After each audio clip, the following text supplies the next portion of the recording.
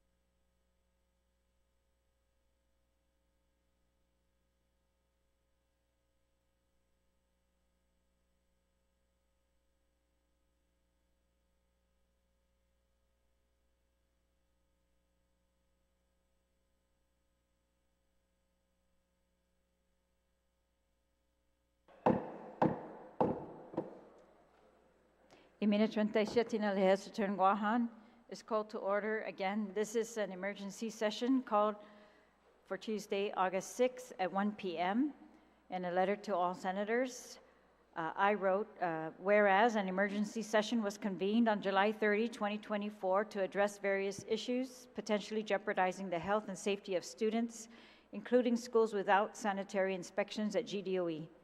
Bill number 317-37 COR did not pass. The chairman of the Committee on Education has asked that the legislature reconsider amendments to Bill 317 that may address the health and safety of students and staff in GDOE schools and to clarify executive branch assistance to the schools in light of the emergency. In light of the above, as Speaker, I hereby certify that emergency conditions exist which justify an emergency session. Therefore, Liheslaturan Guåhan will be called into emergency session on Tuesday, August 6, 2024 at 1 p.m. in the Guam Congress Building to address the emergency. In the absence of a session agenda adopted by the Committee on Rules, notice is hereby given that all introduced bills listed at the Guam Legislature's website are potential items to be placed on the agenda pursuant to motion, standing rules, and consistent with emergency call. The daily order of business shall be as set forth in Section 1.02C of the 37th Guam Legislature's standing rules, and that is those are listed there. Thank you for your attention and cooperation. Attached is the letter from Senator Chris Barnett requesting an emergency session, and this was CC'd to the Executive Director, the Clerk of the Legislature, MIS, Protocol, and the Sergeant of Arms. All right. So, Majority Leader, Senator San Agustin, you're recognized. Thank you, Madam Speaker. Notwithstanding the House rules, I move to adopt today's legislative session agenda dated August 6, 2024. On that motion to adopt the agenda, is there any objection? Seeing no objection, that motion carries. Assistant Majority Leader, Senator San Agustin, you're recognized. Thank you, Madam Speaker. Notwithstanding the House rules, I move to waive legislative session agenda items 2 through 6. On that motion to waive agenda items 2 through 6, is there any objection? Seeing no objection, that motion carries.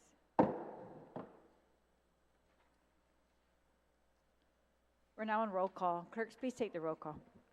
Senator Barnett, Senator Blas, Senator Brown, Senator Dueñas, Senator Fisher, Senator Lujan, Vice Speaker Muñoz Barnes, Senator Parkinson, Senator Perez, Senator Canata, Senator San Agustin, Senator San Nicolas, Senator Shelton, Senator Taitigui, Speaker Terlahi.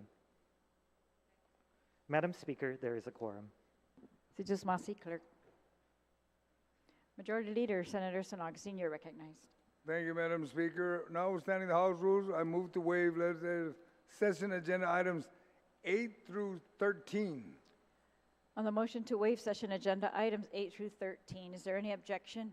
Seeing no objection, that motion carries. With that, we are now in motions. Majority Leader, Senator San Agustin, you're recognized. Madam Speaker, I move to place Bill 317 as 37. On the motion to excuse. Thank you, Madam Speaker. I move to excuse senators not present for today's legislative session. On that motion to excuse senators not present for today's session, Senator Brown, you're recognized.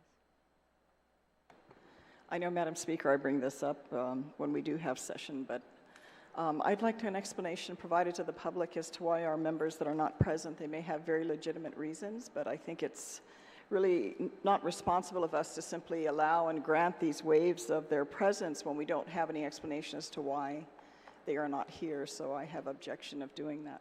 Thank you very much, Madam Speaker. Madam Speaker, Senator San Agustin, you're recognized. I know of 2 senators. One is still ill, and the other one is off island at this time. I don't know where the other 2, but I understand they're en route. They should be here in a few minutes. All right. On the motion, is there any objection? Seeing no objection, motion to excuse senators passes. Senator Barnett, you're recognized.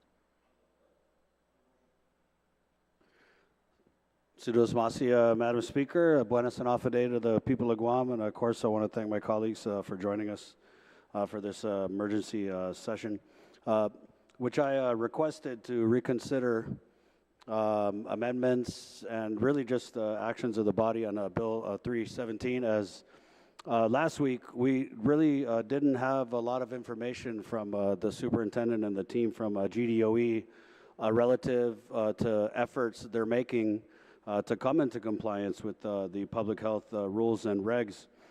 It was asked in the committee of the whole what the backup plan if the bill failed to pass was for the Guam Department of Education, and they didn't have one. We asked them if they engaged with public health as per existing law to request exceptions and variances to inspections, and we were told that also had not been done.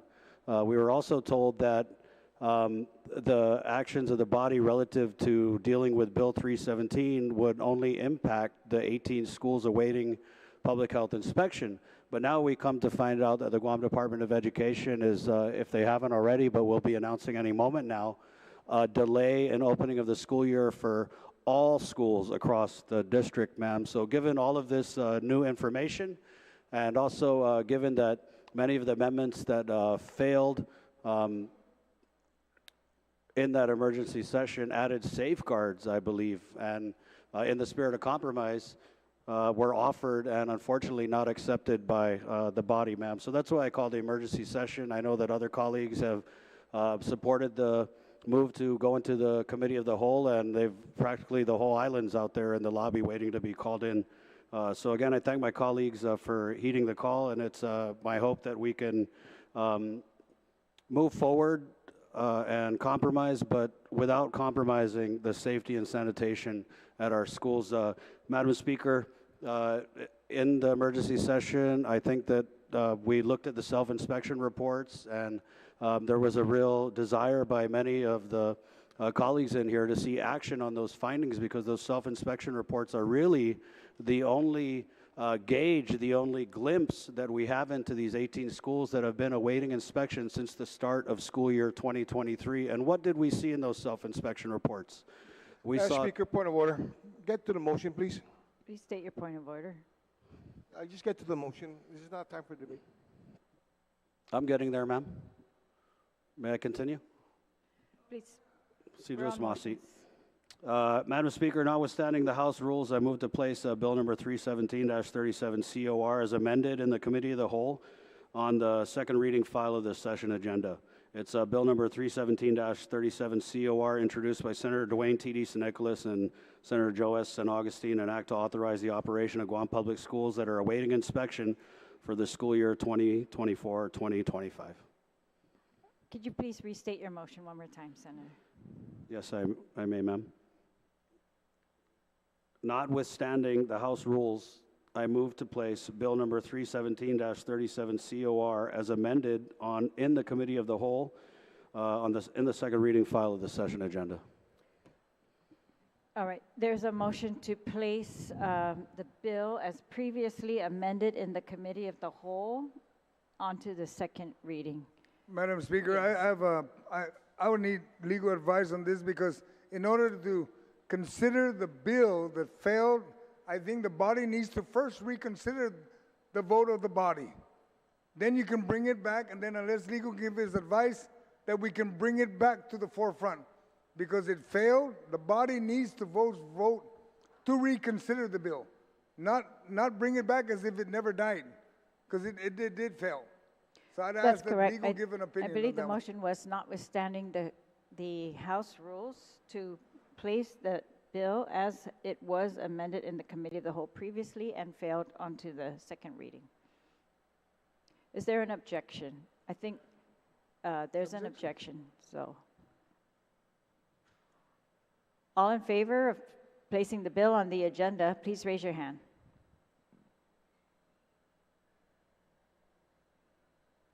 Motion carries. So I'm going to take 1 minute recess while the clerk passes out copies of the bill. 1 minute recess.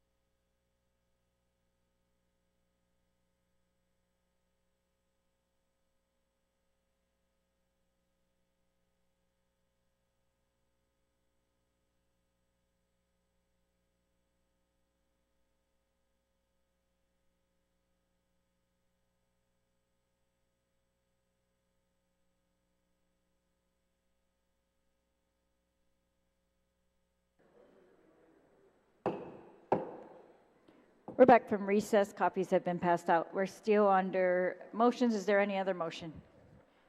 If not, then we will proceed. A majority leader. No, are there any other motions? Majority leader, you are recognized. Thank you, Madam Speaker. Notwithstanding House rules, I move to waive legislative session agenda items 15 and 16. On the motion to waive legislative concurrence and consent calendar, is there any objection? Seeing no objection, that motion carries. And now we are on second reading. I believe the bill has been passed out. Is it also on the drive, clerk? Yes, and it placed on the drive. On second reading, we're on bill number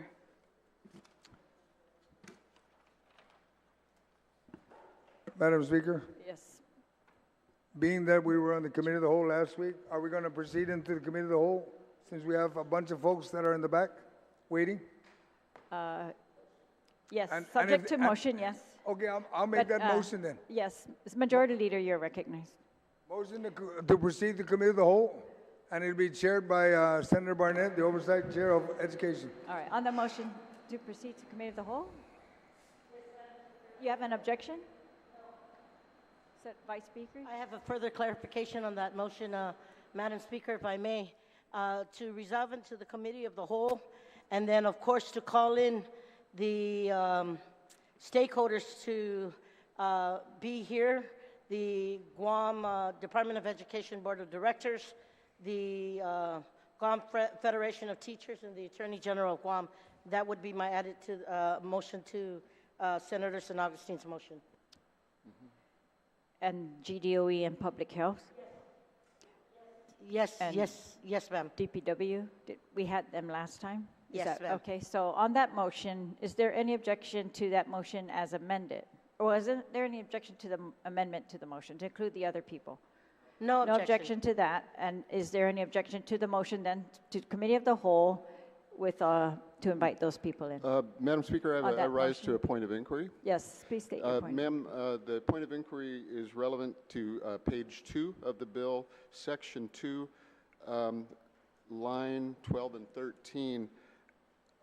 Could we get confirmation that the Director of Public Health and Social Services was also mentioned in the amendment that added this? I seem to recall, I'll approach the clerk about it, but I think that this language Oh. made its way into the bill inadvertently. All right, we'll take a 1-minute recess.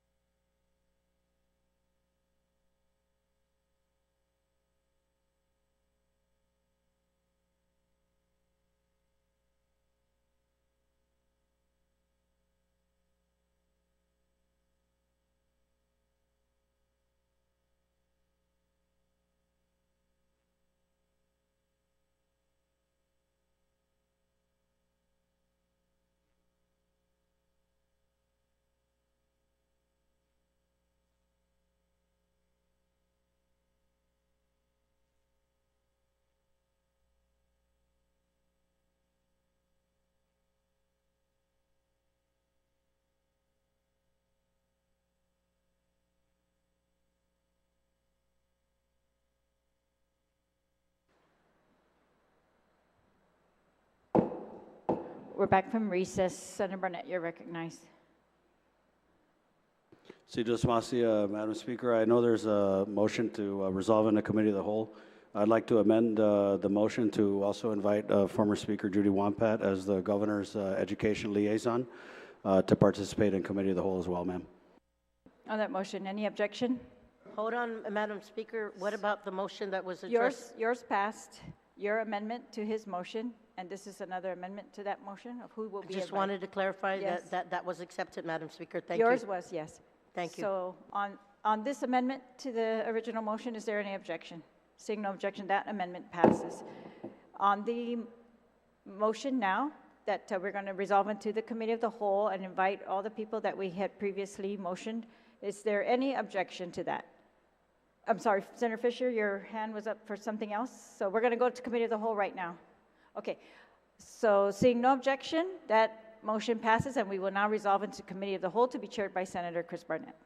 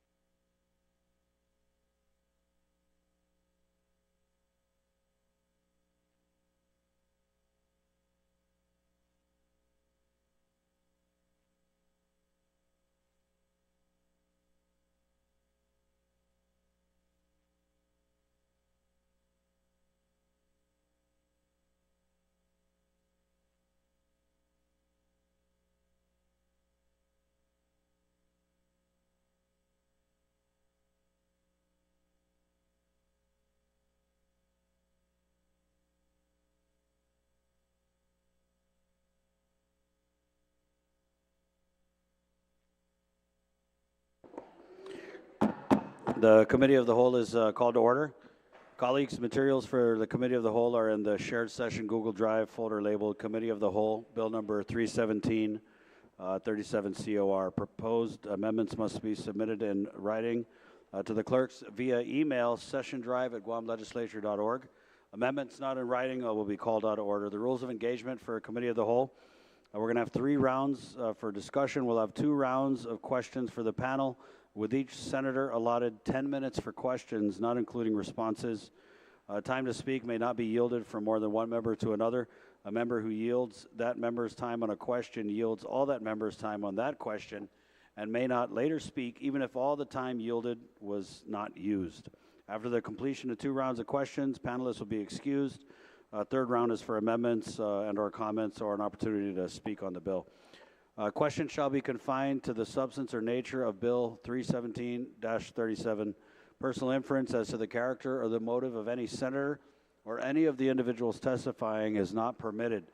Any violations of this general rule of conduct will be called out of order and may result in removal from the hall.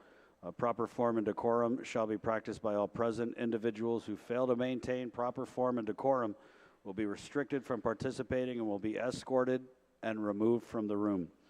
After we complete discussion of the bill, I'll allow the sponsor to close and I'll entertain a motion for the recommendation of the Committee of the Whole, followed by a motion to rise from the Committee of the Whole, at which time I'll report out the bill as recommended by the Committee of the Whole. Sidus Masi, colleagues. At this time, I'd like Sergeant of Arms to swear in everybody who, if you plan on answering a question today, please rise and be sworn in by our Sergeant at Arms.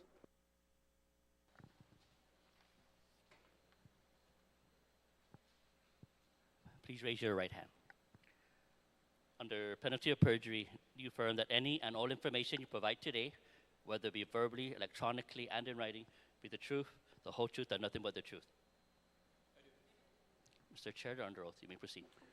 Sidus Masi, Sarge. At this time, because this might be the largest Committee of the Whole ever, I'd like everybody present to please introduce themselves and tell us what agency you're from. We'll go ahead and start on the far right side, sir. Wade Paul, Deputy Superintendent, Finance and Administrative Services for GDOE. Ron McNunch, GDOE Board. Jim Pangilinan, Facilities and Maintenance Manager. Buenas, Christopher Anderson, SSD Administrator, Department of Education. Barbara Adamas, Deputy Superintendent, Acting Educational Supports and Community Learning. Eric Swanson, Superintendent of Schools. Mary Okada, Chairperson, Guam Education Board. Judith Wanpat, Chief Advisor to the Governor on Education. Maria Gutierrez, Board Member. Sanjay Sharma, Vice President of the Guam Federation of Teachers. Hafaday Senators, Teresa Areola, Acting Director, Department of Public Health and Social Services. Hafaday Senators, good afternoon. Francine Salas, the Division of Environmental Health. I'm a Management Analyst 4 for the Department of Public Health and Social Services. Hafaday Senators, Douglas Moylan, Attorney General of Guam. Thank you. Sidus Masi to our panel for being present today. And colleagues, when we get into the rounds and asking questions, I just ask that you specify who you're asking the question to and who you'd like to have answer the question being asked. At this time, I'd like to afford the opportunity to the Guam Department of Education Superintendent, Dr. Eric Swanson, to provide an update in Committee of the Whole on the actions that have happened since the failure of Bill 317 to pass. Superintendent? Thank you, Mr. Chairman. There are several points that since last we met, I think on Thursday, that have transpired. First of all, we've continued to work on developing a plan for our schools should they be closed in the numbers that are in the initial uninspected group, which, by the way, has decreased because we've just got 2 more schools passed, and we're going to go into another series next week. So anyway, in that process, we developed a plan that would involve basically for middle and elementary schools, sharing a campus with another nearby school on alternating days to be face-to-face, because we've already learned that online is not a proper environment for them, doesn't work. The high schools involved are both in the track for refurbishment, so at this point they would have to go online. The next part is that we went back into the law and investigated the concern that was raised by this body about doing the request for exception. So in that process, we have developed, and I submitted a letter. I know that the chairman and the speaker have seen copies of it. A request to the director of Public Works to do the exception, along with providing the requested variances in a package. We had that conversation, was able to submit that yesterday in person and have an extensive conversation with the staff at Public Health. That's still remains to be acted on. And then since we met, like I said before, we've cleared 2 more schools and 2 more elementary schools, so that we have 2 less to concern ourselves with. We have programmed and been working forward on 4 more campuses at Estimbo Middle School, Ordot Chalampago Elementary, J.M. Guerrero, and UPI Elementary Schools. They're up next for inspection, and that will start in either the end of this week or the beginning of next week. And when we developed we've also delayed the opening of school 1 week, so first day of classes will be the 15th of August. This provides our maintenance teams that are not engaged with the inspection process to go out and continue to work on punch list items that principals have advised us about, and also their staff on hand have the time and capacity to continue to work on those things that are locally managed with housekeeping efforts that don't require specialized maintenance support.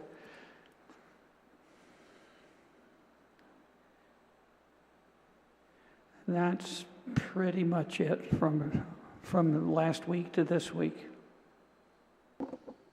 Mr. Superintendent, at this time we'll begin our first round, reminding colleagues that you'll have 10 minutes, not including responses, and we'll go ahead and start with Senator Tello Taitagui. Senator, you're recognized. Thank you, Mr. Chair.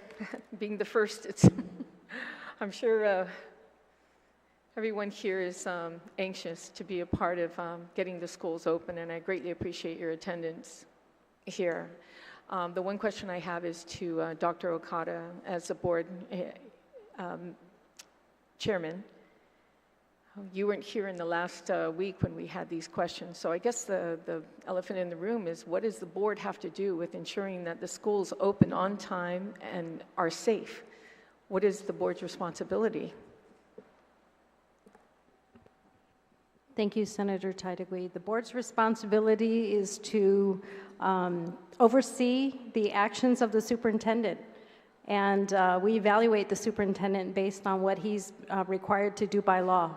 And so he manages the operations of the organization. So the board's responsibility is through the superintendent. So what you're saying is you're just there to observe him and then give him a grade at the end of the, end of the year? So we have committee meetings, various committee meetings of the board where we discuss the various things, including the safe and healthy schools, curriculum, evaluation, assessment, et cetera. And we have conversations with the superintendent in terms of what policies are necessary in order for the board to adopt to ensure safe and healthy environments if there are proposals being provided to the board for consideration. So in terms of what the board can do is to effectuate policy that helps the superintendent do the work that is required of him as the superintendent of education. So to the extent that we have conversations with the superintendent, the day-to-day responsibility really rests with the superintendent and his team. Has the board come up with any suggestions or solutions with regards to the conditions of our schools right now and getting the schools, the children in school on time? So there has been several conversations that the board has had during its regular board meetings that is held every month with the superintendent. And when the health and safety committees meet, there is a report that is provided by the superintendent to the board members so that they are aware of what schools are in what conditions and when the inspections are planned and when they are scheduled to be inspected. So the information that we receive really is informational. There have been some offline discussions with the superintendent offering some suggestions, but really the ultimate responsibility and the decision is made by the superintendent. When did the board realize that these schools would not be able to open on time? When did the board realize this? So this has been ongoing, and we've been monitoring since, I would say, for the past several years, because there is a report that is given to the board as to what schools have passed inspections and which is pending and what is upcoming. There is a heavy reliance on the use of the ARP funds and the big contracts that were just released a couple of weeks ago. So to that extent, the board has been given information on the progress of it, and again, the progress of the inspections at the school really rests with the school's ability to get the school ready for each of the inspections and for the inspections to actually occur. Again, when did the board realize that the school would not open? This school year? Yes, on time. What month was that when you guys met? So we're just hearing this now, in the past couple of days. Did the board bother to ask Dr. Swanson the progress on being able to open on time? We have been asking, ma'am, and we do have a special meeting that is scheduled for next week. The intent of that special meeting was for the board to be given an update once school has been set to open, to hear of any issues or challenges that were encountered at the beginning of the school year. So we do have a special meeting scheduled for next week, anticipating that schools were going to open this week so that we can receive feedback on all schools and their opening. Thank you for that. So just to reiterate what you said, that the board didn't realize how behind or when the school was going to open. You just found out now that they were not being able to open on time, and that's what you said. So that being, did anyone in the board ever make a suggestion to bring in the National Guard to assist these schools to open in on time? Or, I mean, we know that the National Guard was used to do some cleanup. How much, I'm not sure, but did anybody make that suggestion from the board to the superintendent? Yes, ma'am. There have been suggestions. Of course, when we ask for assistance in any capacity for any community members, it really is contingent upon the schools having the necessary supplies and materials for the people that are willing to help to be able to actually do some of those fixes or do those repairs. So it's contingent upon the department having the adequate supplies for individuals to participate in a self-help or cleanup of the organization. And to my knowledge, there has not been any activation at a wider scale because the materials that are necessary have not been made available. Thank you, Dr. Okada. One of my last questions toward you is that, do you feel that the school should open up even if it flunks, or I want to say flunks, or has more than 41 demerits for each school? Do you think that the school should be allowed to have students go into these schools? Personally, I think the health and safety of the school needs to be at the front of this. If there are some variants or some exceptions that can be made, we also have to take into consideration the families and the children that are affected by any action that we take. So, I mean, it is a trade-off, but there's got to be some compromise as to how we can institute any immediate correction or action plan so that we can get schools ready so that the families are not disrupted, because it is a very disruptive process for us to delay the opening of schools when many parents and students are looking forward to the opening of school. Yeah. And we've been in situations before, for example, typhoons, where we couldn't open schools on time and we've had to delay it almost a month, in the past. This is something that we're not, something brand new. It's something we're actually accustomed to because of all the storms this is definitely typhoon season right now as we're moving into. But the one thing that mentioned, I just wanted to make sure it's clear, Dr. Okada, that compromise is one thing, but do you compromise the safety and well-being of a student? I would not compromise the safety and well-being of a student. Thank you. Thank you for that. With public health, Francine, I believe you mentioned the last time you were here that you were going to do everything in your power to ensure that you have all these particular, there were 18 at the time, I think there's only like 15 when you went after, I think it was 15. Let's clear that. There were 18 schools that needed to be inspected to get up and running. 2 of them were already being inspected, if I'm not mistaken. No, 20. And then 18 of them were needed today, okay? And then public health mentioned to us that they were able to do whatever they can to inspect all those schools before the following week. Can you give us an update on that?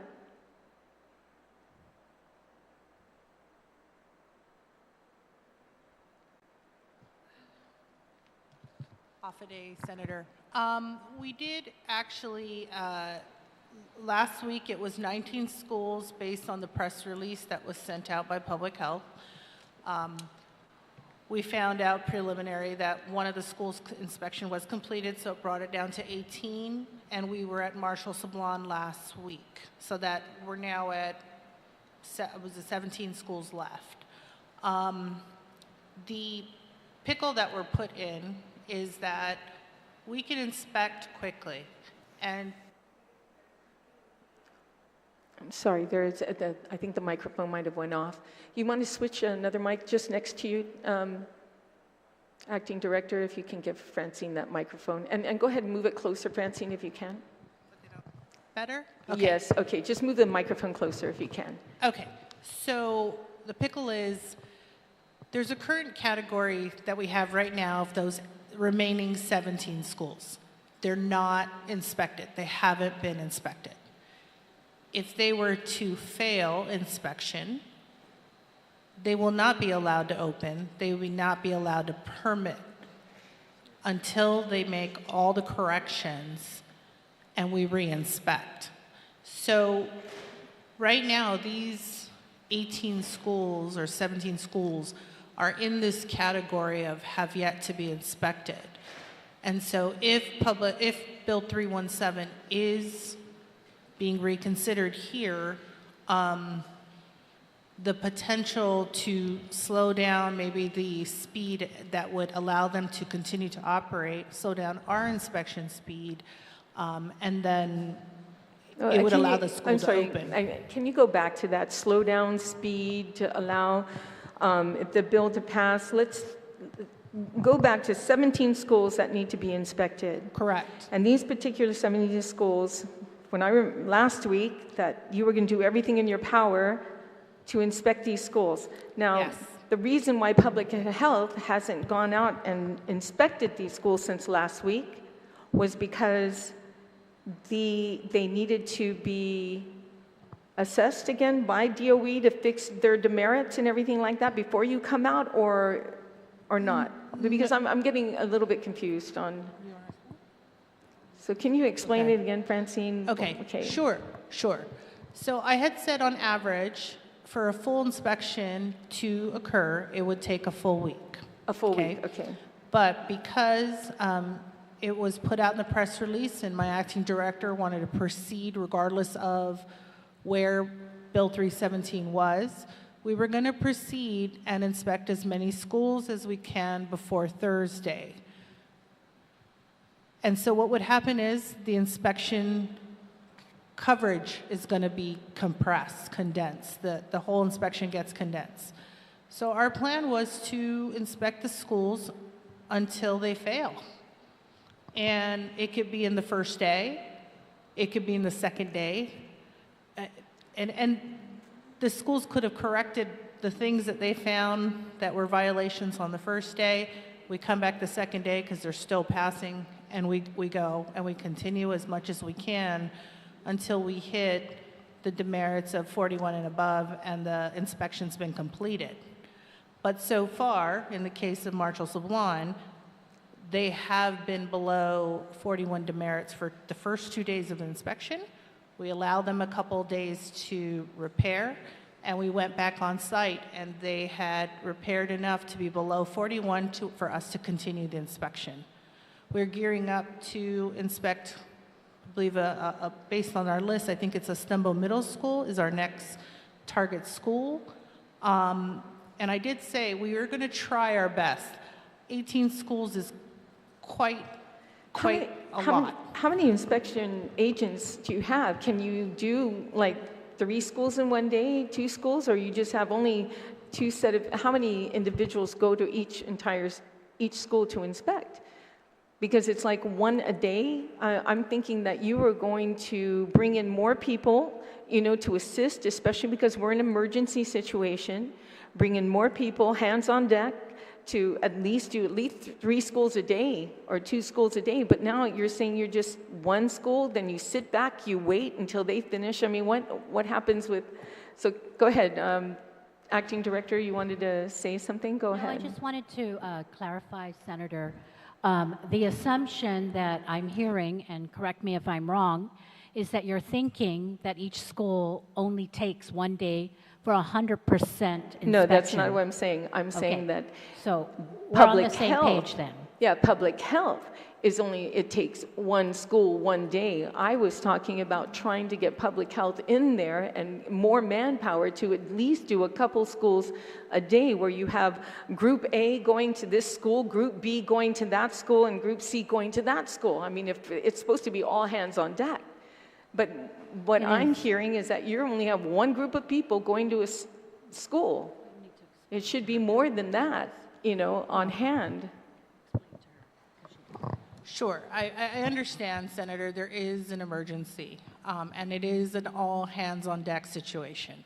And to be fair, as last year when we were at this table, I had 8 inspectors. Now I have 6. Actually, no, wait, 7. I lost 2, gained 1. So now we have, public health has 7 inspectors. So of that 7, we oversee 26 regulations and statutes, okay? Some of those things, some of the statutes, they can't wait. From pre-operational inspections, because people want to get their businesses open and running, to restaurants, to temporary workforce housing, which is mandated by law for quarterly inspections. There's a lot of competing priorities, and everything is an emergency at public health, at least in my division, it seems to be. We are all hands on deck to a certain extent. We have pulled inspectors from the different programs to go in different teams to inspect. So keep in mind that not only are we inspecting schools, we're inspecting child care facilities, we're inspecting temporary workforce housing, we're also doing pre-operational inspections. Unfortunately, there's some items that cannot be sacrificed too much in our operations because we understand business needs to go on. Have you pulled from other agencies to assist you, from DPW or other regulatory agencies to use their inspectors? I don't believe we have not, nor is that something we're familiar with. How many people are dedicated to do the schools at Department of Public Health and Social Services for inspections for these schools? How many people do you have dedicated? 4. How many do you need to inspect a school? A school? A school. Depending on the size, two for a day, but again, that's if the inspection took the whole week. If we're condensing the inspection process, 4 per school would be needed, probably. So you haven't, okay, so one of the questions I asked was about an agency pulling from other agencies, other inspectors. So I hope that, Acting Director, that you can work on pulling other people from other agencies. Just, because we're sitting here in an emergency right now. And, it should be all hands on deck, not just on the Department of Public Health and Social Services, but I'm talking about DPW, I'm talking about other areas, EPA, getting those people who inspect to also be a part of this to move on. Just lift up your mic. If I can interject. Yes. Or make a statement. That's the assumption that those inspectors from EPA and DPW are familiar with our school regulations. And so you can't just pull any inspector from the government of Guam. No, you can't, but you also can train them. And knowing that the schools but the training will take a while. Well, and we're a you can period, right? Well, you try and from lemons, you try and make lemonade, Sure. And right now we're in a predicament that we could have, this whole summer was an opportunity to get these schools inspected, this whole summer, and to sit here now with this whole group of individuals, it's like, where's the plan? Where's the plan? We're just all here to say, okay, what my job was, but that's the extent of it. But there really is not a plan. At least the board, now I'm finding out from the board, they're just realizing now that the schools were not going to open.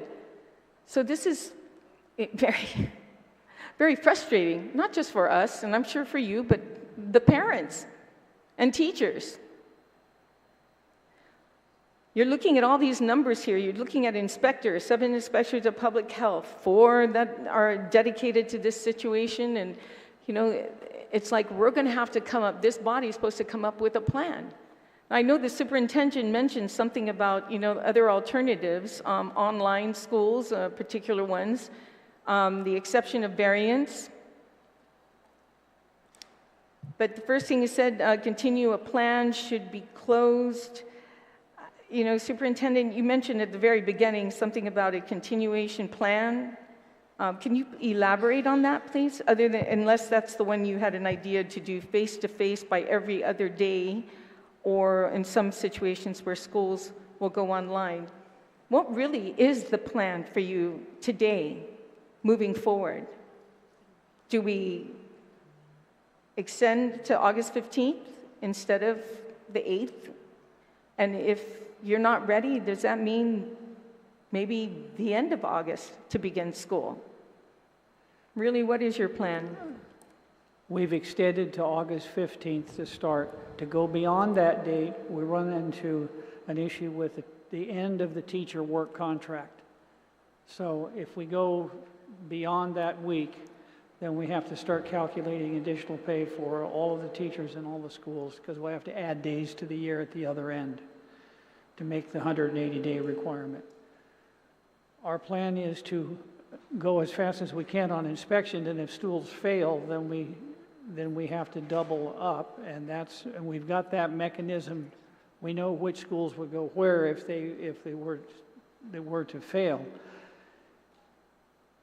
If we start from the premise that none of those schools are going to be allowed to open, then we have a plan for that, and we have to communicate that. We're working that with the principals right now, in case that is the eventuality. I would prefer that it's not, because that's for the elementary age kids and middle school age kids. That's in the alternating face-to-face with support with hard copy and computer-based instruction on the other days. High schools would have to be online because there's no other space to be able to double them up. They're already in double sessions. Mr. Sharma, can you, Hafade, welcome. Can you kind of explain what Dr. Swanson was mentioning about the teachers, the 180 days? Can you kind of explain what the teachers union, the requirements on that, and why we would run into a problem? Sure. Teachers get to work on a 21 pay period, and we've started our work with our school calendar already, starting our school year on Friday, this past Friday that had just occurred, which means that we have 21 pay periods to end our school year. If we go beyond our 21 pay periods, we run into negotiating overtime payments and whatnot, because we've gone beyond our 21 pay period. Have we ever gone in this situation before, like one of the typhoons where we had to extend? We have not. There were some school years where we delayed the start of our school year, where teachers were furloughed and not paid for the time because those typhoons happened during summer, and we just delayed the start of our school year. So teachers don't get paid until the school year begins. In this case, the school year already started, which means that if we wanted to offer 180 days of instruction or its equivalent, we would have to discuss overtime as a possibility, which will cost the government. If we choose not to offer teachers overtime, then that would mean we do not offer our students 180 days worth of instruction or its equivalents. Has GFT come up with some assistance to Dr. Swanson, Department of Education, on how to resolve the situation we're in? We are not management, and so we do not prescribe how management wants to proceed with our school. We just want to make sure that we are in compliance with any labor laws. Okay, well, you know, I know that you've been very helpful in other areas. I thought maybe, you know, GFT might have had a solution themselves on how to move forward, or at least adjust your agreement with the Department of Education, because we're all in this together. Public health, DOE, the legislature, the administration, we're all in this together. Right. And to talk a bit more about that, although we talk about us being on this together, there are things that we do not want to see. We do not want to see any more schools operate under double session.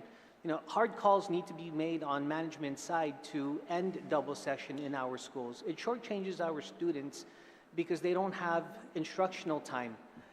We don't want to have online school. We want our schools to be open, but we want our schools to be open safely in a manner where we're not putting our employees nor our students at risk. Absolutely, especially our teachers. We definitely don't want to put them at risk or put them in a situation where they can be in any kind of danger whatsoever or even get sick. So, Mr. Chair, I know I have a little more time left, but I'll go ahead and yield the rest of my time. And thank you so much for the opportunity, and thank you, everyone, for answering my questions. Senator Titagui. Senator Fisher, you're recognized. Thank you, sir.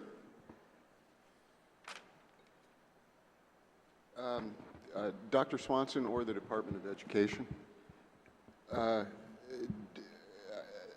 does the Department of Education participate in the National School Lunch Program? Yes, we do. Could you explain to us what that is? The part of the program that we are involved in is called the CEP program, which qualifies, because of the poverty level in our communities, it qualifies all of our students, regardless of income or household situation, for free meals for breakfast and lunch. And if you have an extended day program, there's also a snack program in the afternoon. So and that is throughout our schools. So all of our students eat free. Excellent. If students want more food, they can pay for an extra entree. Okay, but it's not means tested. If you're a kid, you're enrolled in school, you get fed? We have a number of students that the meals they can count on are the ones that they get at school. Sir, you said that because of, I guess, the demographics of Guam, the income demographics of Guam,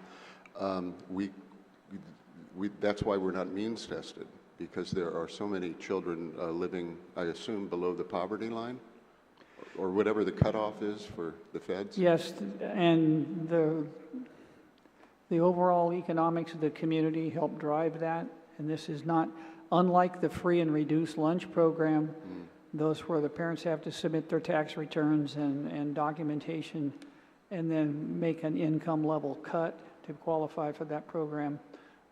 Okay. In many school systems, and this is my second district with that, it's been much more effective to go to CEP, and especially during the pandemic, we fed people constantly. Yeah. Okay. I don't mean to question your earlier statement at all, but you said that, to your knowledge, some students in the program, the only time they get a regular meal is at school. I'm sorry, could you say that again? Yep. As I understood you to say that it is your notion or your belief that some of the students enrolled in our public school system do not have food security, and perhaps the only meal of the day they will get will be at the school? That's correct. Okay, all right. Okay, wow, all right. You said that the high school students are going to be subject to online learning. That's correct. Do you have any idea how many people we're talking about? We're about 2,800. Okay, you probably see this question coming, but for the 2,800 students who are on online learning, how will you feed them? We can't. Okay, I know your legal counsel's not here, but some students. We could arrange a grab-and-go kind of a situation, but if they're not on campus.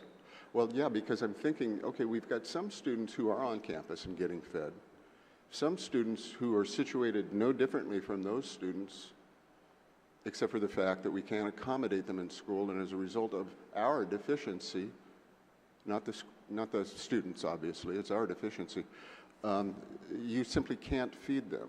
And so we've got two classes of people who are being treated radically different. I don't know that that's a question so much as a comment.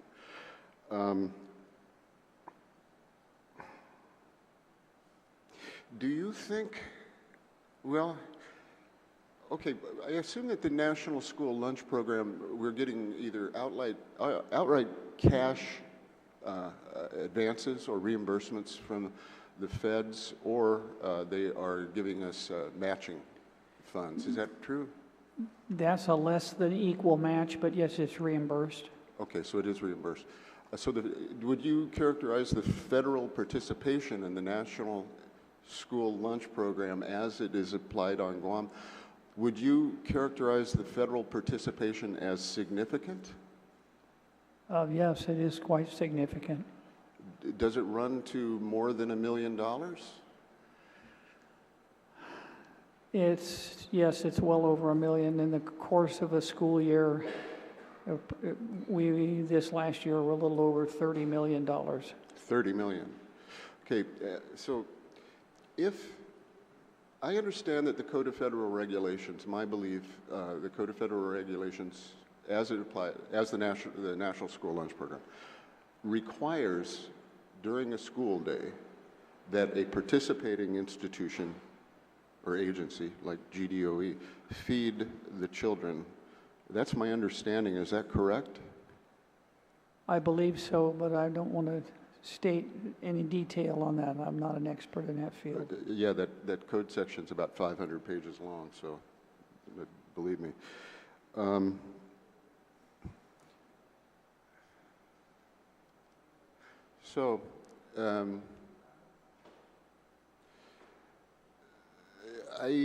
I guess I'm not stunned. I anticipated your answers.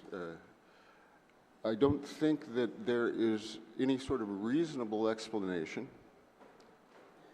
If we don't feed every kid every day that they're in school, does that endanger our participation in the National School Lunch Program? I don't believe so, but I'd have to check. Okay. I would assume that regulatory violations might impact the federal approach to Guam. So my understanding is that what we serve, we're reimbursed for. What we don't serve doesn't enter the program. Okay. Just a slight detour from these questions. I understand we have a vendor or vendors on Guam who are feeding the children. Because the high school students will not be in school or will not be fed because of online learning, do you anticipate a contract amount adjustment? In other words, why are we paying I'm these sure people there for would not, be. Yeah, because why are the service changes. Yeah, why are we paying these people for not feeding the kids, right? Is there anything that you can think that you can do to feed those those, are you also in the breakfast program? I'm sorry, what was that? I'm sorry. Are you also in the breakfast, free school breakfast program? Yes, free breakfast. Okay. Can you think of a way, I suppose absent court action, to get those kids fed breakfast and lunch? I would certainly want to investigate it. We were able to do it during COVID, but Yeah. that was an extraordinary circumstance. Okay, I would just say that, that's why I was asking about your, I'll move on. It's not something we would ignore. Right, yeah, I'm sure of that. I'm absolutely certain of that. If you had a way to feed them, I'm sure you would without reluctance. That really puts us in a, I mean, morally it puts us in a bind, if you ask me. We got 2,800 people, we're not going to feed them anymore. Children. And it's, again, it's of no fault of yours. It's just the way things have happened. But we do have a clear chance to fix it, to make sure all the kids get fed. Okay, there's that. Oh, I wanted to ask you, here's a $1 million question for thousands of parents. Tomorrow's the 8th. People are anticipating the schools opening tomorrow. And clearly there will be some disruption in some schools. How will the Department of Education communicate to the parents of Guam which schools will be open tomorrow and which students will not? I'm sorry, could you restate the question? Yeah, Senator Fisher, I'm sorry, just on a point of information, the superintendent in his opening had said that the Guam Department of Education is going to delay the opening for all schools until August 15th. Okay, thank you. So August 15th, sir, today's the 7th, right? So that's one more week of next Thursday? Okay, so next Thursday you anticipate opening some schools, is that correct? Yeah, we're 10 days away. Okay, 10 days away. So it's the same question. How will you notify the parents which schools are open and which schools are closed? Because at least we'll be able to clear up some of this fog of ambiguity that everybody's under. We're working through that situation now. Okay. And depending on the outcome of this effort, those results will be factored in. But we have identified where everything would be paired up. And my team is already working with the principals to organize the process so that it's equitable. And we'll get that information out as fast as we know the results here. Thank you, sir. Who is the Department of Education's attorney? Do you recall the name? For our attorney? Yes. Jesse Nasis. Jesse Nasis, is the okay, lead. thank you for that. Okay, and then just a real quick question. I wanted to emphasize something that the Department of Public Health and Social Services said to us, to the department then. I learned that there are only, I believe, 7 inspectors available. Is that correct? Okay. Those 7 inspectors, do they have duties other than inspecting the schools?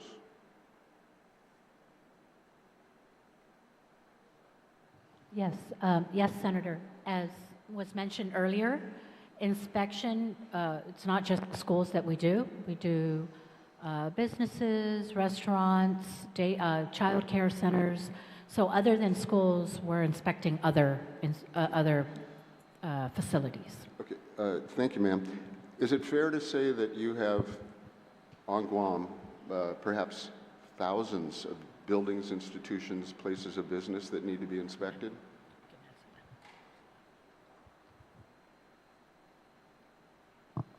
Yes, sir. Conservatively, Senator, about 3,500 establishments.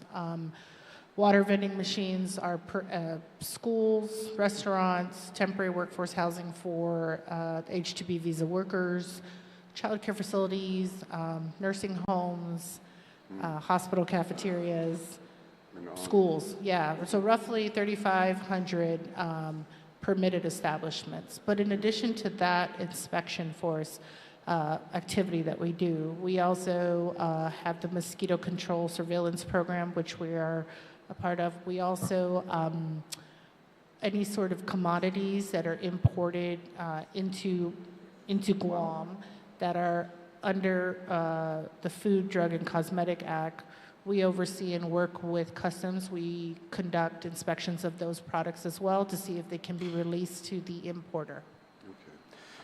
Well, it's clear that 7 inspectors are insufficient merely to accomplish what you've, at 3,500 institutions.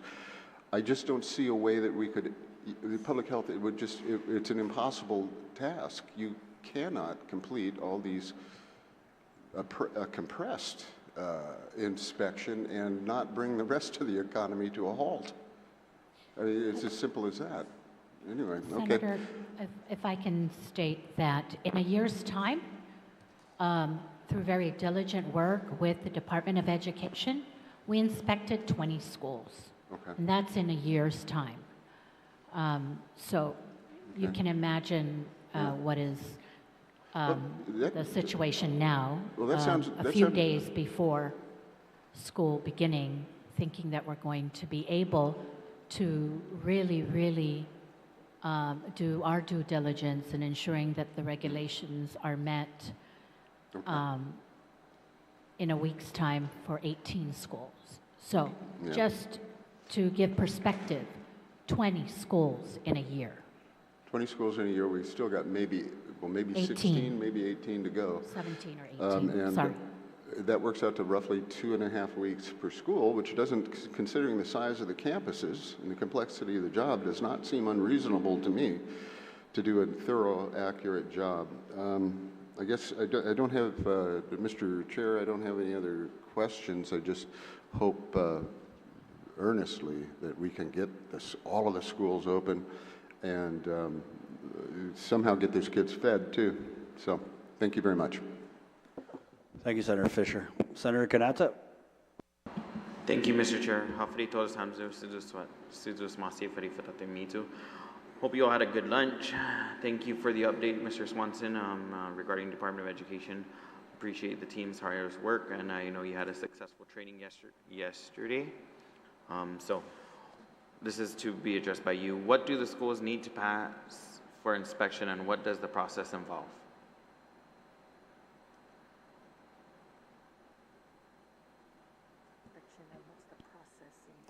The process, as we identify the schools, we send an advance team from facilities and maintenance, knowing the areas that need attention.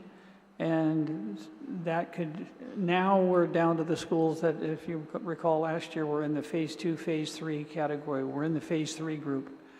So we know that we're going to need to do 4 to 6 weeks worth of work before the inspection in terms of repairs and maintenance on the campus. So we send that advance team out, they get things ready to go, and then we finalize the inspection. The team from Public Health comes out and starts working with us while we still keep a team on site so that we can make corrections as we go. And we've had very, very good success with that, so that by the time we get to the end of the inspection, any other corrections that we had missed had been identified and solved. So we've had a really, really good success with that process, and that works in collaboration with our task force team, our maintenance team, and the public health inspectors. It's been a very collaborative and worthwhile effort that's gotten us through those now 22 schools. Thank you. How will the Department of Education ensure the safety of the schools that are allowed to operate while awaiting inspection? We've taken 2 steps. First of all, we have the local administration and staff inspect the school, and you've seen some of the reports. And what they've done is they've identified the areas that need the most care. Many of those things can be done by the local school. They don't require skilled trades.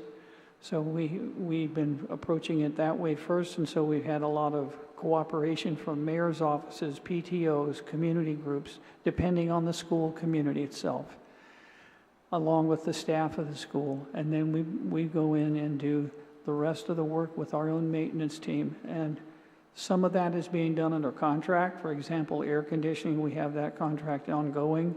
So, for example, Marshall Sablon's inspection, one of the areas that was concerned was air conditioning. We were able to bring the contractor come in and finish the installation of the air conditioning in that school so that they could be ready by the time the inspection was complete. So we're using our contractors that are active right now. And then as we go forward, for example, the refurbishment contracts that have finally been released, the GW work is getting ready to start this week. So that whole team of folks are going to be on campus to help with that situation on the schools that are involved with refurbishment as we go forward. Thank you. What support will be provided to the students and teachers of schools that failed the inspections? Granted, they fail. If school fails the inspection, the method that we've been using and will continue to use and planning to use is that they will go into, depending on the grade level, go into a alternating environment while we focus on getting the school ready to pass. So last year when we had that happen, the Tamuning campus took about 3 weeks to redo and get re-inspected. Weddingdale took a little bit longer, about 5 weeks. So they were in that alternating environment until they passed, and then they came back on campus. And that's what we continue to do. Can I clarify alternating environment? Is that a double session environment? For younger students, no, not double session. It's basically one student body meets on odd days, the other student body meets on even days, so that they're in school face-to-face with their teachers, and then take the work home that they're going to have on the day that they're off. And that we were able to have pretty good success with that last year. It's not desirable. I'd rather have them in school all day face-to-face. But when we can't be on the campus, then that's what we have to do. Thank you. How does the bill plan to keep track of these inspections for the 19 schools throughout the school year? Granted, you guys passed the inspection or you failed the inspection. What is you guys tracking? You guys are going to continue to track every school? We do have a process. Chris, would you describe the process for how we're tracking all of these? Thank you, Senator, for your question. So as I made reference last week during the emergency sessions that we do have a drive that has been set up that the task force is using to basically post all the products that they're working on. And so one of them is a sort of a status tracker that identifies all the schools that are pending inspections, those that are currently under inspection, and those who have passed inspection. So those schools that have failed inspection, obviously we'll make sure that that's flagged accordingly, and then we'll have to continue to work with public health with all the corrective action that's required in order for them to pass an inspection. So I would just very simply say that that drive would be a great resource for not just the senators, but everyone in the community to be able to see the status in terms of how schools are doing with inspections.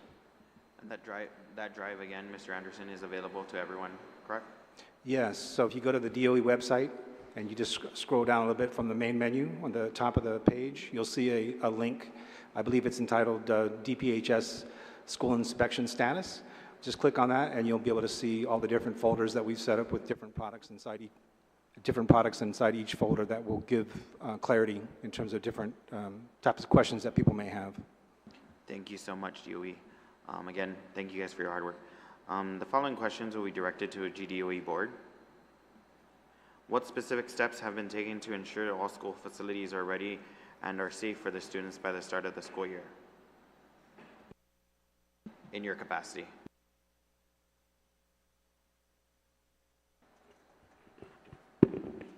Senator Canalta, at this time, the board receives a report from the superintendent in terms of what the schedule is for the school inspection. And so that report is given to the board for their information. Thank you. How is GDOE addressing any infrastructure issues such as plumbing, electrical, or structural concerns that get identified during the inspections, i.e. the contractual services procured and that are ready to go to address the issues that arise during an inspection? So I know this is a question for the board. I would defer to the superintendent, but what the board knows is that contracts have been effectuated to do a lot of those repairs. And so the board is aware that contracts have been let out for specific schools to do that those specific repairs. Okay. In our school bus system, obviously DPW has inherited, unfortunately, a lot of overtime costs. DPW is here. I thank you for being here, Director Ibanez. In our school bus system, what is the current tracking of double session overtime? And what is the potential stress if we were to go towards double sessions for other schools?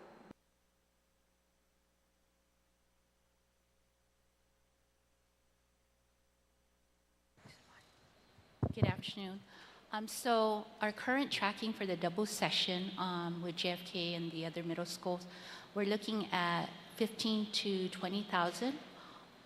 We're working with the new Deputy Financial Superintendent to address the unpaid invoices for year 2020 and 2021. Right now, the discussion about the double session, we haven't consulted with GDOE. They have to establish a plan in order for DPW to handle this magnitude of double session for all these schools that are not going to pass inspection. So they need to provide us a plan so we can run our school bus effectively, so we can handle the situation. Okay, thank you. I know you're new on the job, but please make sure that's addressed. I want to make sure the bus drivers are paid. I don't want anyone to have overtime not being paid. Oh yes, we're up to date with our payments. Okay, just make sure they get reimbursed then. Oh yeah, GDOE. We're working with the new superintendent. Okay, in fact, great. we're going to meet with him sometime this week or next week. Awesome. Okay, what is the board's plan to meet GDOE's 14 points adequate education law? I understand that you guys just oversee DOE superintendent, but if you can elaborate on that, management. Senator Kanata, in the regular reports that the superintendent provides to the board, he provides us an update on all the 14 points. And so in the event that there's a school that does not have a health counselor, he indicates that on his monthly report. And so any discrepancies or areas that he is addressing regarding the 14 points, it is now part of his regular superintendent's report to the board. Thank you. Regarding, I guess DOE can answer this, what is your current staffing? Your current staff, you've had numerous recruitment out in the community, right? So how successful has that been tracking? Have you been able to pick up staff to facilitate you guys' operations, or are you still lacking? Do you have a track on that? We do have tracking on staffing. At the secondary level, we're short 35 teachers, and the same at the elementary. And what we have done, I've been signing off authorization, especially in the secondary schools, to allow teachers to work their prep period and cover classes so that we have certified teacher in every classroom. And we are hiring long-term substitutes that are certified to be in the classroom. That's an ongoing process. When we started, we were a little bit over 100 unfilled positions, and now we've taken that down below 70. We'll continue to work on that. Can you refresh my memory? Who's your PR person now? Or Tess Reyes is yes. our PR, Okay. our POI. Thank you. Just to clarify, do you guys have like a game plan to address the parents' concerns and students' concerns? Because a lot of them are on social media, right? And they're very, very much easily, they're very easy to go on the comment bar and the Instagram and reach out to us. But a lot of them seem to not be getting the messages that you're what do you call it, sending out to the leadership, but they're not having it easy to get the information at their own hands in their schools. And so I'm just wondering, what is your PR or communication plan look like? I mean, I know you guys sometimes put out PRs to the senators and leadership out there, but I think the community needs more, I guess, direct contact from the school. We have a couple of levels that we do that. The principals all have the ability to send out data blasts to all the parents that provide them that information. And we're also putting out, in fact, I just authorized the press release for the change in start of school. So that's going out to all the media.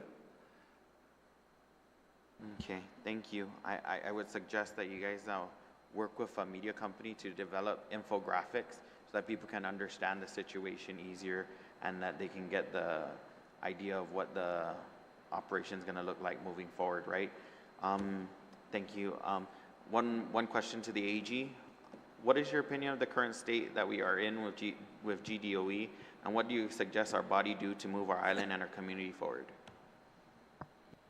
Senator Kinata, I was asked by several senators before this on the situation, and I've uniformly said after speaking with our staff that the legislature cannot change reality.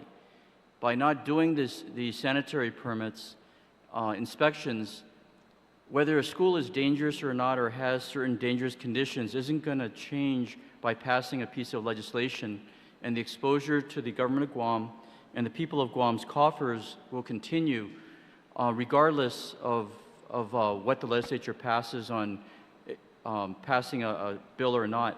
It's like putting blinders on the sanitary health permits. And, you know, if I was a lawyer looking at the government and suing the government, you've got two big red flags that are going to be used against the government, which our AG's office would have to defend against. Number one is the history of the schools not having been inspected for more than 5 years, if not a decade, where sanitary health permits were being signed off on without an actual inspection, which by everybody's account is basically a school can actually be deteriorating during that period. And then the second one, and the most prevalent one, was 1 year ago during the Typhoon Mawar, Super Typhoon Mawar, if you're up in northern Guam. This whole scenario that's being looked at, and I had a chance to look at the bill that's being proposed, it doesn't address the fundamental question about are these schools dangerous situations, conditions, or not. And with my staff, we were looking at, in the law itself, you can't differentiate between a dangerous condition and a non-dangerous condition when you're doing a sanitary permit. It's one whole scheme. And so you know, that's where we start off, is that this bill isn't going to stop a lawsuit against the government of Guam, which can be injunctive, where they shut down the school by lawsuit, by court order, because of the dangerous condition and it not being inspected to determine if it's dangerous or not dangerous. And number two, monetary damages against individual government officials for engaging in dangerous activity. There's civil rights violations that can pierce through the people of Guam's protection as a government and against government officials personally for engaging in a situation. Also, as we all know, the Organic Act provides an actual right for an adequate education. And part of having that adequate education, and that's, again, at the constitutional level with the Organic Act, is a safe environment in order to be educated. So I think it's going to be almost axiomatic if a statute's passed that doesn't require an actual inspection. You know, you take the Organic Act requirement for adequate education, and then you apply it towards the actual facts of what's going on. The two recommendations that I kind of jotted down is obviously to get more inspectors. Don't open those schools until you actually get them inspected. And I'm not an advocate of virtual learning and, you know, whatever else the other options are. But the second one is to craft the legislation so that you actually identify what is dangerous and what is not dangerous. So you give public health the ability to tag the schools that have structural problems and those are dangerous versus a light bulb out here and there, which is non-dangerous. So, you know, it's like the Maslow's hierarchy of needs. That's what the senators and the experts, in our opinion, should be doing through the legislation. Pass the schools that have non-dangerous conditions or give them the ability to open up and then, you know, slowly get back into phase. And identify a list of things that the school cannot open with. You know, and again, that'll be left up to the experts. We've heard in the past about rodents, you know, when you see fecal matter and stuff like that, that, in my mind, would be a dangerous situation. You do not want to open that school until it's properly addressed and so forth. But we're not even there because you need to get it inspected first.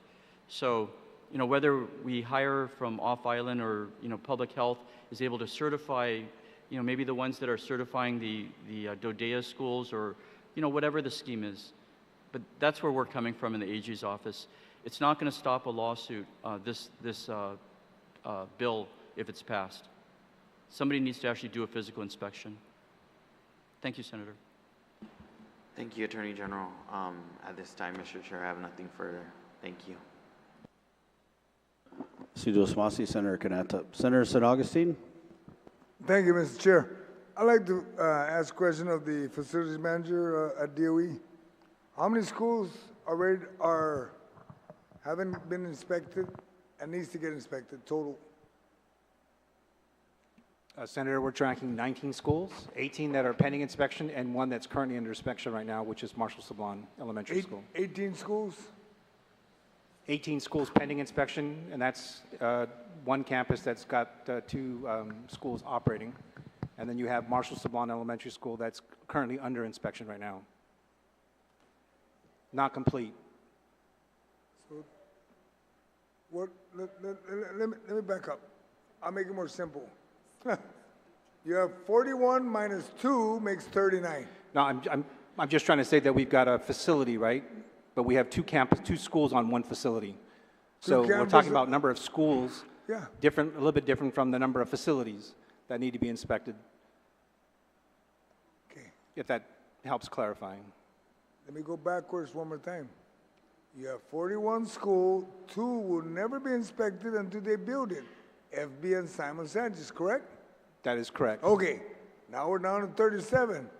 You have currently how many schools that pass? We have 22 schools that have passed inspection. 22. 22 of 39 becomes 17, right? Simple math, right? Yeah.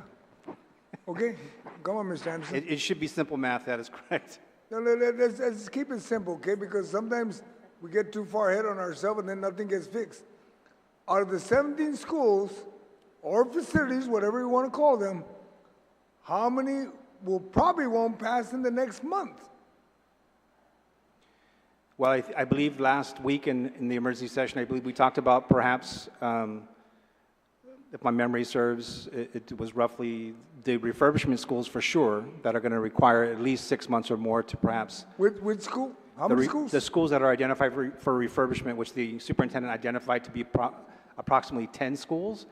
I mean, he's trying to finalize all the schools that may be able to be included in the contract or contracts. But those roughly 10 schools that are needing to be refurbished are going to take at least probably 6 months or more to complete. Okay, are we looking at any high school? I'm actually going after, is GW ready to go or they won't? It takes 6 months. Well, GW is one of the schools that is identified for refurbishment. Okay. But the principal did sign declaration indicating that his school was ready to receive students on Thursday if school was going to open on time. The principal has signed a declaration to receive students, but the school needs renovations, correct? Well, the school is identified to be a part of the renovation project, yes. Okay, and the reason why I'm trying to lead to this is exactly what the Attorney General brought up. Is the school identifying where it's safe enough to open? You know, like you have 50 classrooms, 10 of them, you're going to condemn it, nobody's going to go in there, and you can still run the school. And the jeopardy, and with public health assisting you and your people assisting yourselves, you're able to run that school, correct? Yes, the GW principal is indicating that his school is ready to open. And just to, if I can clarify a little bit, right? So doors, as an example, are part of the refurbishment contract. So the doors are slated to be replaced. Now, the school has doors. They may not open in the proper direction as per public health regulations, but they have doors, but they're slated to be replaced. And so therefore, just to give an example of some of the nature of the work that's going to be completed in these refurbishment contracts, that's an example. And so the principal is able to indicate that his school can operate safely with the students on the campus, even though the school is slated for that type of work. Okay, I got a simple question that both probably public health and DOE can answer this. I will start with public health. You have a checklist of what you need to find, what you need to check. How current is that, and when was that recently updated? Hi, Senator. Our checklist that we have developed what is based on the 2019 rules and regulations for school sanitation, which is the most recent version that we are operating under. Okay, when you get the update, you get that from the federal government, correct? Where do you come up with your list? That's what I'm trying to get at is that on many occasions there's an instance where we say to DOE, hey, starting today, you need to follow this checklist, and they're like, wait a minute, we just finished fixing the school. Now you want to change the doors, the way they swing? You want to change the type of air? I'm just curious, when you guys created your checklist, how was that developed? Because as the AG was saying, you got to be able to identify what's safe, what's not safe, and then the applicability. And then the next thing is that DOE needs to be prepared to say, Harley handbrakes, nanganada. We just spent money on fixing things. Then all of a sudden, you got a bunch of changes. And that also applied during the typhoon when the lease schools were caught where, wait a minute, we have an update. You need to change a bunch of stuff that when the lease was first signed, those schools were good to go. 17 years later, all of a sudden now, the checklist changed. You know, the lease is still the same. And I'm going to bet that some lawyer probably said, wait a minute, you can't force my client to pay money for something that this was what the contract was.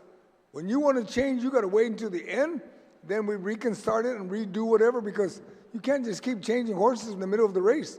You got to stay within the race until you're done, then you start again. So when you guys came up with your checklist, how was that developed? I'm very curious.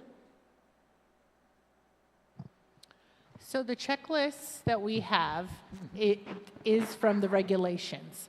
So when the regulations were developed, they were developed through the Administrative Adjudication Law, or AAA as it's commonly referred to.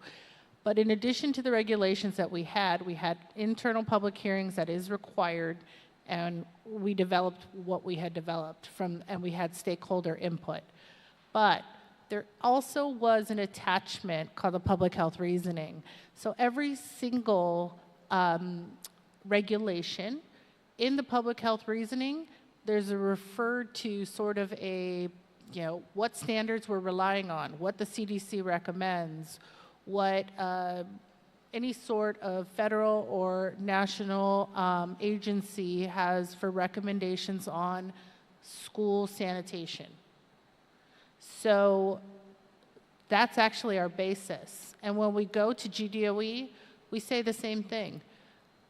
You may not meet directly what the regulation says. Look at the public health reasoning.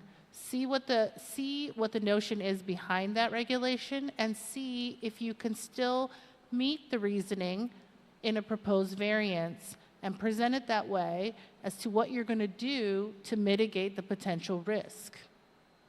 And when public health started that process, did GDOE respond accordingly to identify that? Because, I heard that if a school hasn't been inspected for 5 years, what is DOE doing to meet those new requirements? Because, see, I bring up lease schools. Is that applicable to lease schools when you want to change horses in the middle of the race? Probably not. But with the other schools, did GDOE, who's a stakeholder, a major stakeholder, Did they respond? I'm not referring to the superintendent because you weren't here in 2019. Did GDOE respond? Because most of the folks weren't even there also. They were probably principal or something else. But I'm just concerned, does Public Health have any record if GDOE responded to that? They did? Yes, actually, when we held our internal hearings and then there was a public hearing because they were rules and regulations through the AAA process, GDOE was responsive. As I've been told, the initial response was a request for a complete grandfather from applicability to all the new developed regulations. So they asked to be grandfathered from the new regulations? Yes. So being their grandfather, does that still apply today? No? Yes? They had asked. This was not something implemented. Then they had asked for 25 years, and then they had asked for 20 years. I'm being from 2019, Francine. What did they ask for? And the reason why I'm asking that, because see, did they ask for anything? 25, whatever. And the reason why I'm asking that, because if they applied for the grandfather, then a lot of your regulation that governs the inspection doesn't apply today. Am I correct? No. No. Sorry. You say no, but you said that when you had the AAA audit.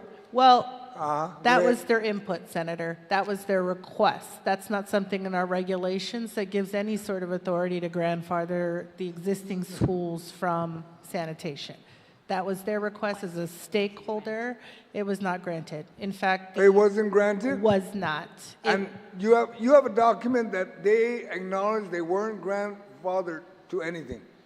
I'm just trying to make sure that we're not walking backwards too much. Sure. And we're moving forward, okay? That's all. I believe we do. If it's not in the transcription from the public hearing that was held, it would be in the transcription of our public hearing that was held internally for the AAA process. And you're saying that they did request to be grandfathered? Right. As much as you request input to any bill, it's like testimony, same way. So what ended up happening was a 5 years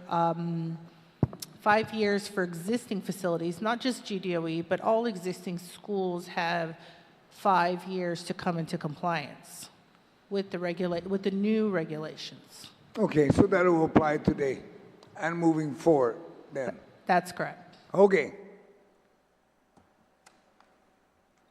When you got 17 more schools, right, to get fixed somehow, some way? Yes, Senator. Again, 18 schools, 17 facilities. Yes. Okay, 18 schools, 17 facilities. Outstanding.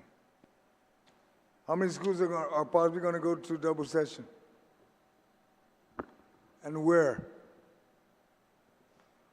Hi, Senator. So the plan that we're putting together, we have Deputy Joe Sanchez meeting with school principals right now, giving feedback on how to make this plan a reality if we're not allowed to open those 18 schools.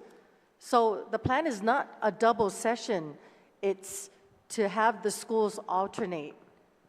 And for example, we have Weddingale Elementary that passed inspection. So we take, for example, because it's not final, we take Finnegodson Elementary, and they will pair with Weddingale alternating days. So one day, Weddingale students are on campus. Next day, they are either online or they're completing a hard copy packet. And when that's happening, then we get Finnegodson on the campus.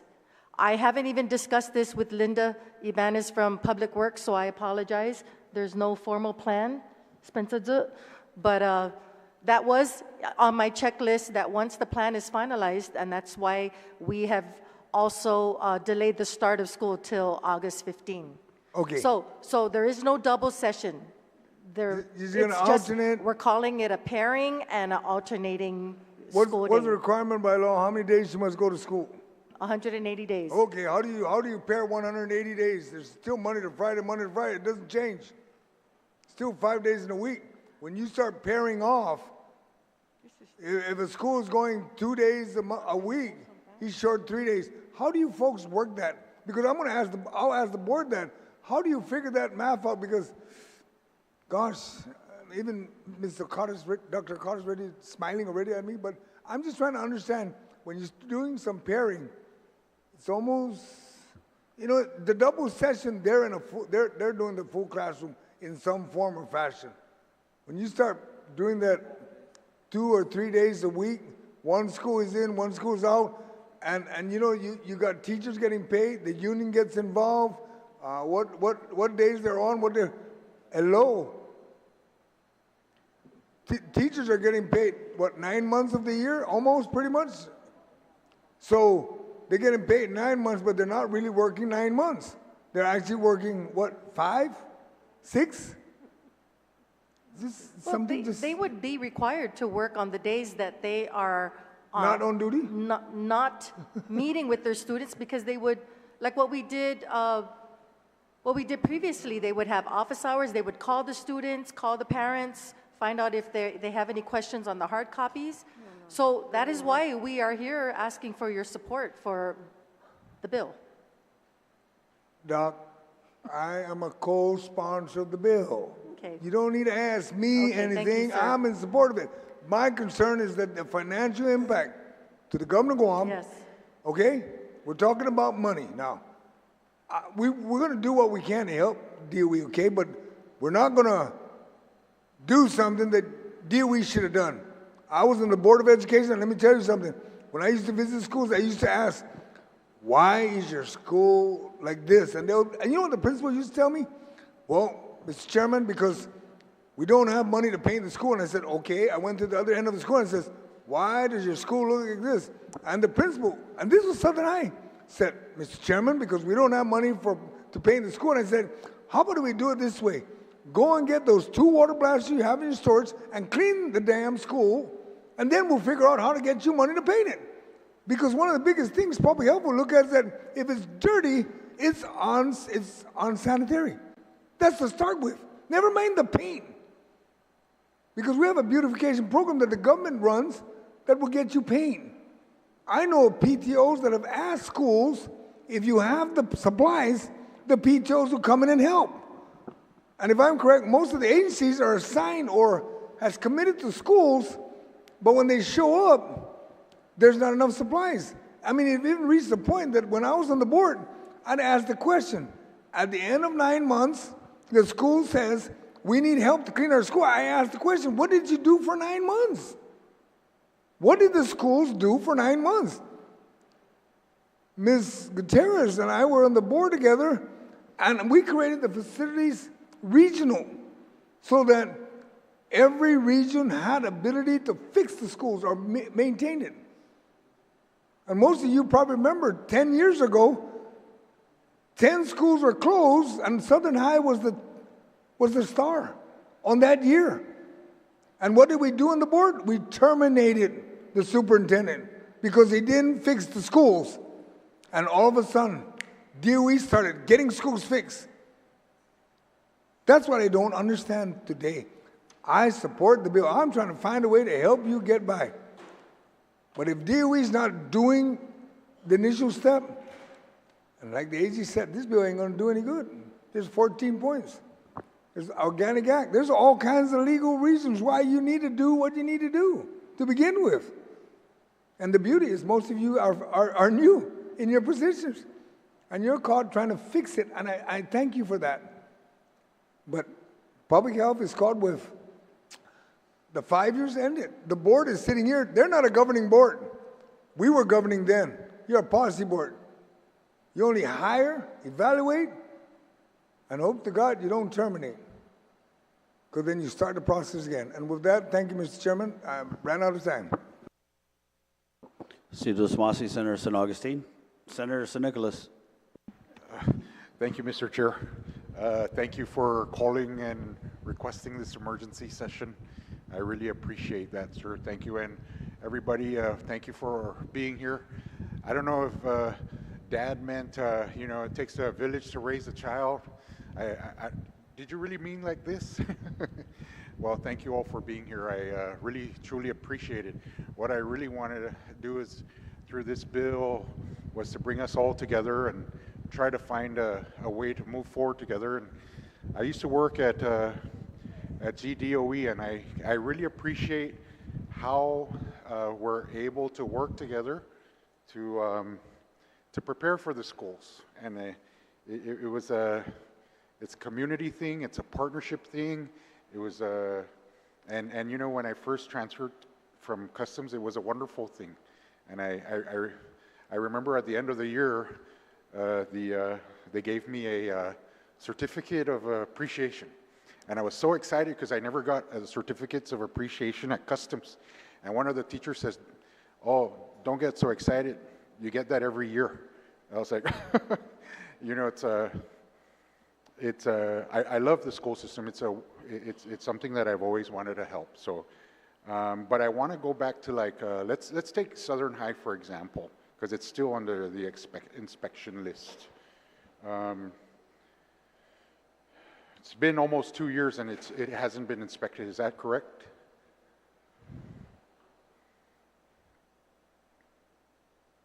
Anybody from DOE?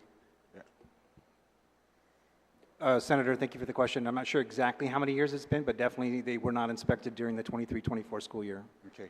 And we discussed this in length last week. You guys have a team of inspectors that go around and inspect. And do you have any information you could probably share with us about that inspection? And has it passed your tests? Well, as we mentioned last week, Senator Nicholas, we have school safety liaisons. That's the title that we give them. And every school is tasked with identifying 2 individuals on their campus, plus an administrator to oversee the school self-inspections, but 2 individuals specifically who are trained by public health annually to be able to go out and do their, basically do the self-inspections on their own, following the same checklist that public health does when they come and do their actual formal inspections. Are you familiar with any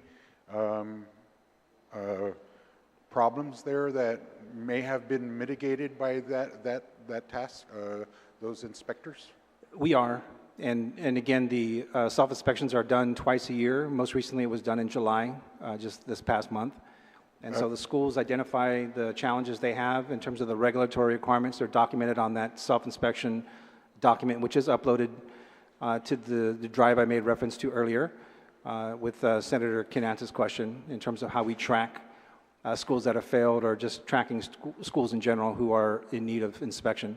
Right. So, thank you, sir. So with that self-inspection, can you give me an example of what that team may have found, and what have you done while the school was operating to address the situation?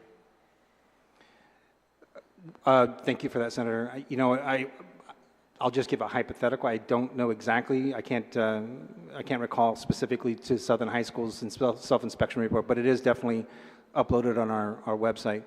But just maybe as an example, could be screens or issues on windows. Let's say plexiglass windows with gaps identified that need to be sealed, because that's an issue with regulatory requirements. So that could be something that would be identified by a school that would need to be addressed. And so, you know, that's the information that is, of course, provided to facilities and maintenance, so that when their teams do come out to try and address, you know, those specific issues that are cited on their self-inspection reports, they can key in on those specific issues to work on. So a problem like that, which may give you a demerit in a formal evaluation, it's not necessarily dangerous, is it? Well, that's, yes, and I shared also, thank you for that. Last week I did share again, I think there is a distinction between a school that may have an issue and not be able to pass a sanitary inspection, and the issue of whether or not the school is safe for a student to be able to enter. Because again, some of those, and I think it's, I appreciate A.G. Moylan making a comment about the issue or the need to be able to identify things that are dangerous versus things that are non-dangerous in terms of these regulatory requirements, because there are certain things that that are identified as regulatory requirements, like let's say, floor tiles as an example. Obviously, we want to make sure that none of our floor tiles have, any issues in terms of pieces missing on the ceiling tiles, on the floor tiles, or discoloration or what have you. But in terms of, a classroom that has maybe discoloration on floor tiles, although it may not meet a regulatory requirement, it's not an issue of safety in terms of the student being able to, be in the classroom. Right. Thank you for that, sir.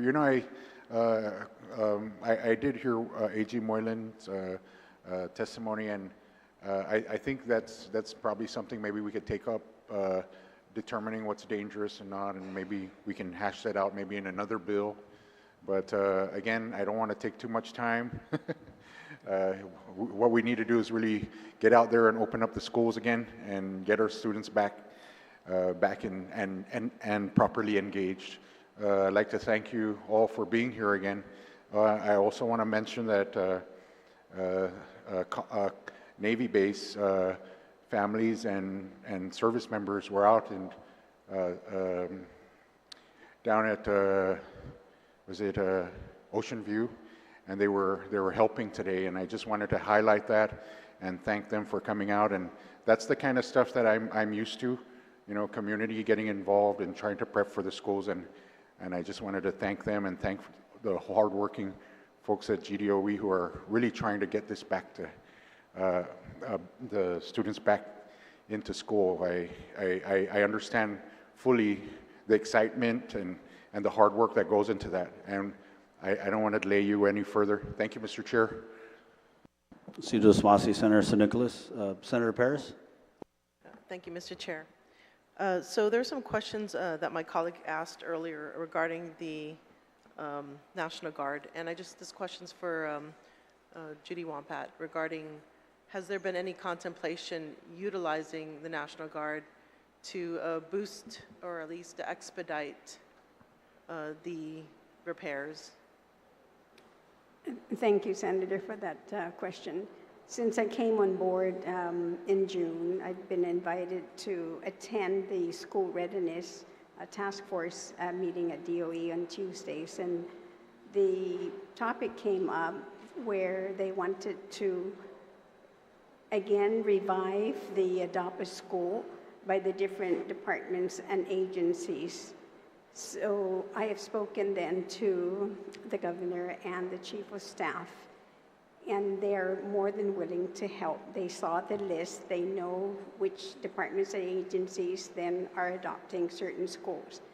The caveat, however, that I've relayed to Chris, to Bobby, Joe, and even the chairwoman, is that we needed to make sure that all of the materials and supplies have been ordered.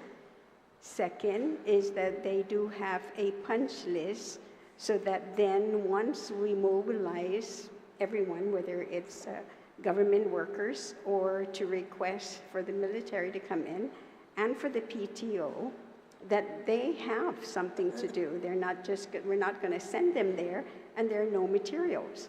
And we were assured then that once they are ordered, they've instructed the principals, then their POC, to get in touch with the department or the agency. So yes, we stand definitely ready to help. We do support the schools, but the question on hand right now will be the materials, the availability of materials, and a punch list in terms of what needs to be done.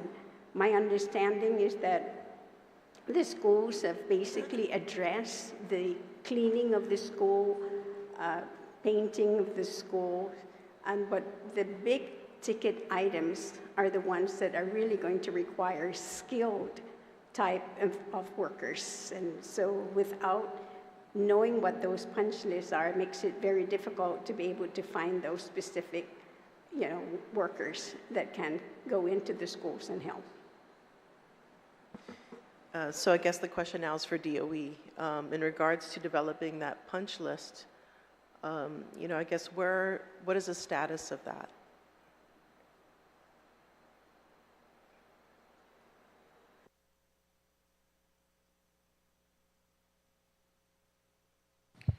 Hi, Senator.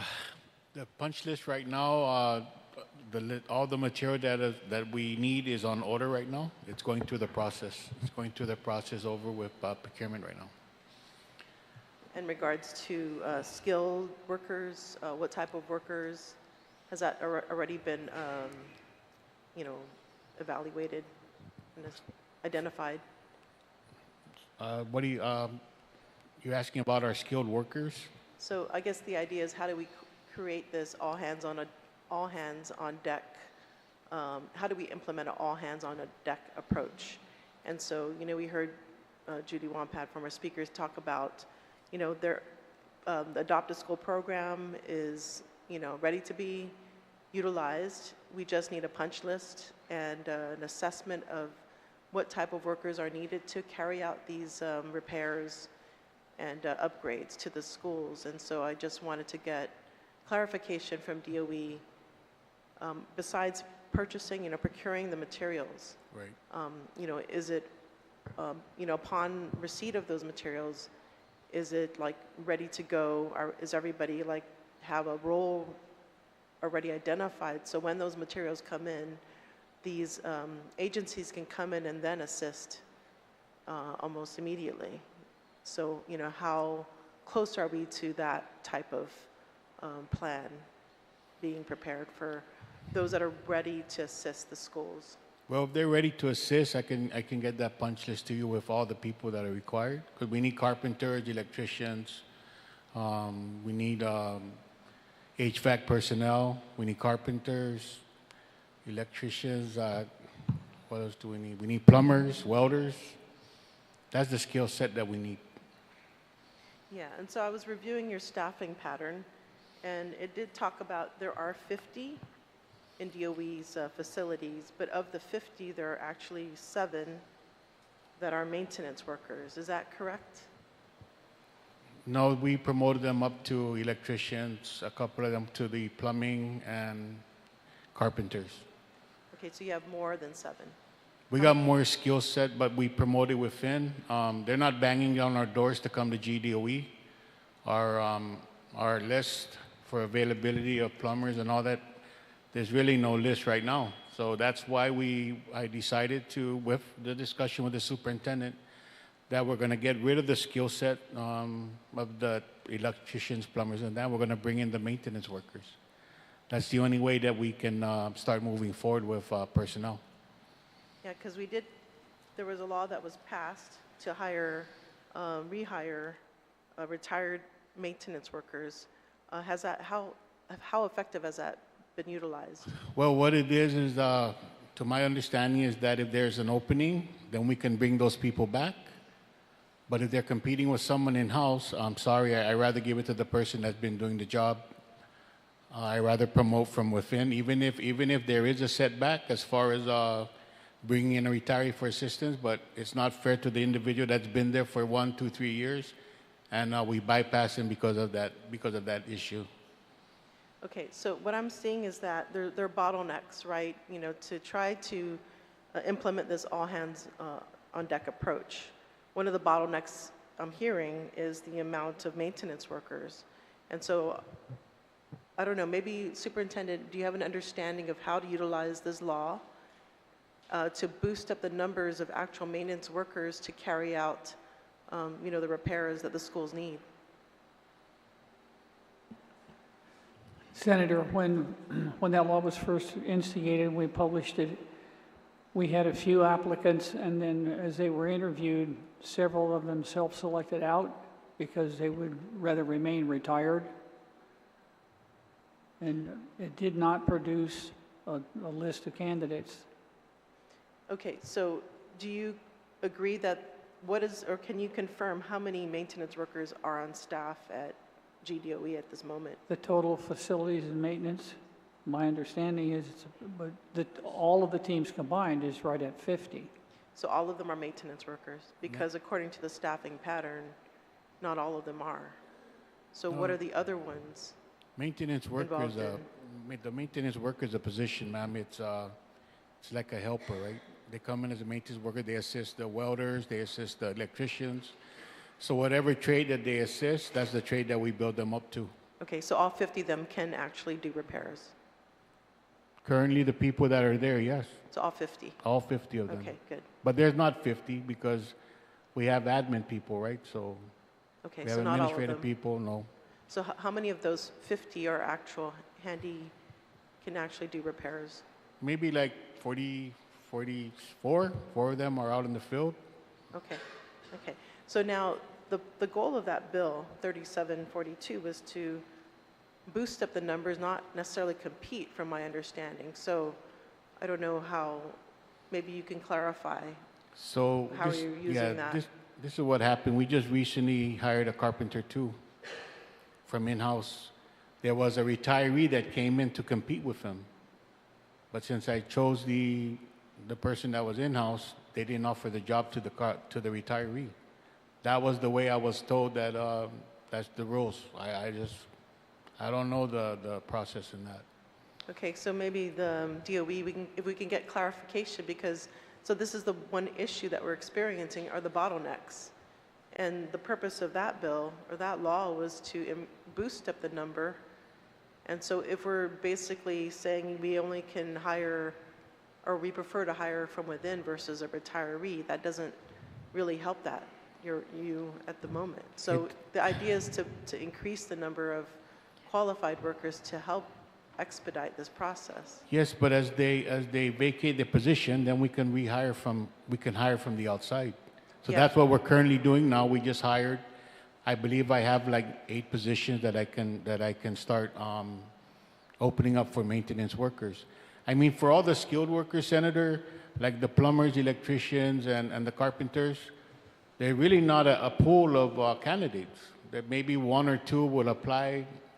Then when we try to open it up like that, they don't qualify. So, I mean, that's where we're at. That's why we went to the maintenance worker series. Okay, so yeah, I think the goal is let's try to clear these bottlenecks, identify them, clear them so that we can, because, you know, time, we're up against time at this point.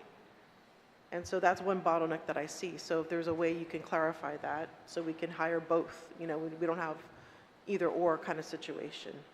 The second thing I think, of course, is the number of inspectors, right? We only have 4, according to what was, if I understand correctly, there's only 4, or possibly 2 teams at one time. And so that's another bottleneck. Of course, I know working with Dr. Okada, we were trying to establish that environmental health inspector, you know, boot camp or program, right? And so again, you know, attracting people, candidates to go through that program so we can increase the numbers of inspectors. So that's obviously the long-term approach. But at this time, the bottleneck is the amount of the workers that can inspect and that can repair, and then also waiting on the materials so that we can then engage our agencies that are going to assist. So I guess the other thing that I'm seeing is this question is for DOE. So do you have personnel from other schools observing an inspection, a school that is being currently inspected? Thank you for the question. When we first started this program for self-inspection, that's actually how it was set up for the inspectors to be able to, they were assigned to a different school so that schools were not inspecting themselves. But the department had changed position, and I'm not sure exactly the reason that was cited, but basically there was a change, and the school safety liaisons were basically allowed to inspect themselves. Okay. So, I mean, I see an opportunity here. So as Department of Public Health is inspecting, what is it, Marshall Sablon, for instance, maybe we can get administrators from other schools to observe it so they know what to expect when it comes their time. And so that can help expedite the process. Sure. I believe, because they know what to expect and they can start fixing it so when their schedule is on, it's already corrected. Sure. Yeah. Okay, variances. I know that's, since we've last spoke last week, there were several variances that were submitted to Department of Public Health. Some of them were denied, some are under review, some were provided feedback. And so again, if we can recall the discussion last week, variances are a way to provide a corrective action or alternate plan so that the demerits are not counted, or there's an alternate way to address the demerits so it's not included in the demerit score. And so maybe Department of Public Health, if you can discuss what variances you see. I know it's school specific, right? But if you can provide some sort of like general idea of what variance is likely to, I guess, be accepted, or what, maybe perhaps what variances would be declined to as well? I can talk about examples of an acceptable variance that I would be able to sign off on. For example, the regulation says light fixtures need a cover for obvious reasons, because in case a light bulb shatters, you don't want it to get into students' or teachers' head. So the variance that I would agree upon would be shatterproof bulbs. And that way, that will, the use of shatterproof bulbs would not need a cover. So it's those kinds of variances that are acceptable, because the safety is still intact. And Francine can talk about the more difficult ones. What are the variances that would not, or the requests of variances that would not be approved by me? Good afternoon, Senator. When we train GDOE, when we talk about variances, everything correlates to a specific regulation. I can't meet regulation 4706B or J. And so we asked, what is your alternative plan to still meet the public health reasoning behind that regulation? And as such, Director Arreola said, you know, shatterproof bulbs is the approved variance that she would sign off on, basically saying, okay, I get that you don't have a shield, a cover. I get that there's not a lot because the fixtures are old. I get all of that. But that is an acceptable type of variance that would be approved. What isn't approved on our end is when you present to us a problem, right? The inability to comply with a certain regulation. And the comment is, well, we're just waiting for our order to come in or our contracts to go through. And the difficulty we have with that is there is no mitigation plan to still somehow meet the regulation and the public health reasoning behind it. So a lot of the denied variance requests have been because of those types of issues. And so we go back to GDOE, we say, look, there is no plan here. You're just going to wait.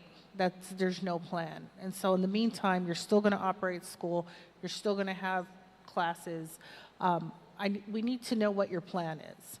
So when you submit to us that you have non-working playground equipment, non-functioning playground equipment sitting there in the playground area, and you tell us, we're going to cordon it off. And not only are we going to cordon it off, there will be somebody there making sure children don't try to access that playground equipment during the times at which recess, lunch, after school, whenever it's accessible.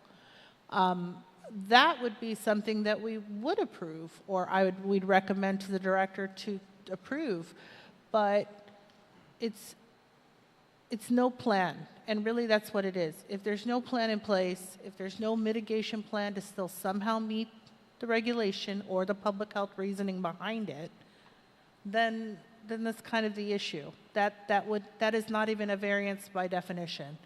So those would be, if if the director were reviewing them before her, it wouldn't be something I could recommend as a sufficient proposal.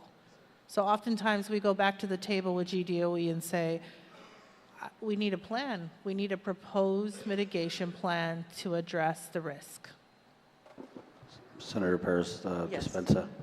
At this time, colleagues, DPW Deputy Director Linda Bonas has other commitments, so if there's no objection, we'll allow her to leave.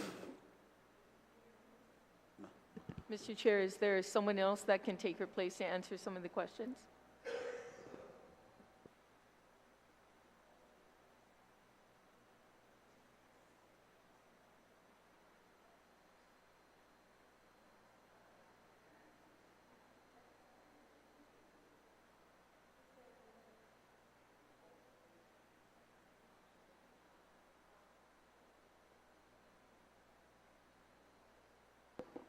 Senator Paris, you have the floor.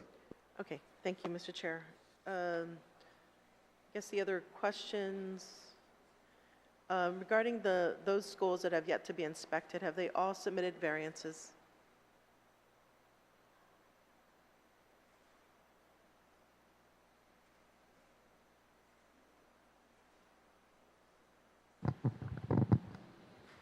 Yes, they have. Okay. And in regards, so I see your letter, Dr. Swanson, dated August 5th to Senator Dwayne Nicholas. And so you have on that letter attached is a proposed list of inspections. Has that been submitted to Department of Public Health? Yes, it has. Okay. Have you received it? Okay, good.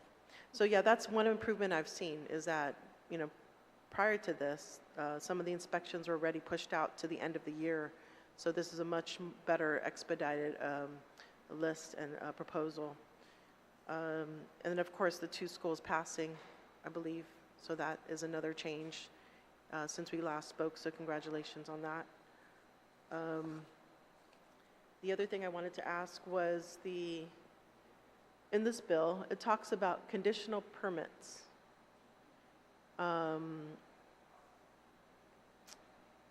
Is this something that, maybe as far as this goes to maybe different members of the panel, is this something that, for Department of Public Health, is this something that you foresee granting a conditional permit for schools that have not passed?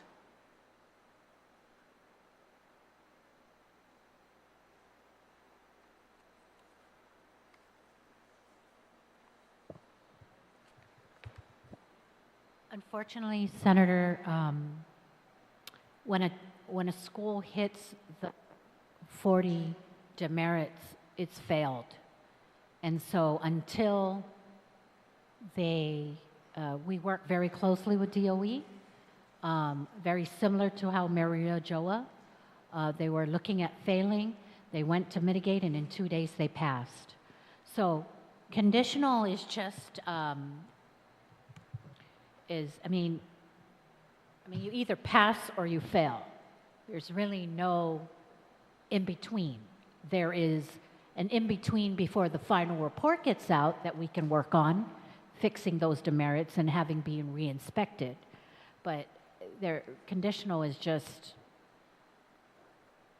I mean, you're either safe or you're not safe. Okay, thank you for that response. Also, in the previous discussion, Superintendent, you mentioned that you never use the authority to keep a school open when it failed. Do you still stick by that? Yes, I am. I feel that I need to do that. That keeps the emphasis on correcting the problems. So is that I don't like the process, but we experienced in the last school year that it was effective in getting attention paid to the things that need to be corrected. They were corrected, and the schools passed and got back into full session. And that's really where I'd rather be. Okay, but did you use the authority to keep a school open that failed? No, I did not. Okay. And Department of Public Health, would you, I mean, I guess maybe your response to the previous question was, so according to this bill, that such schools can operate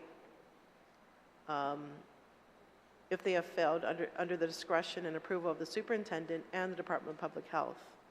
Would you use that authority? I wouldn't. Okay, thank you. This question is for GFT.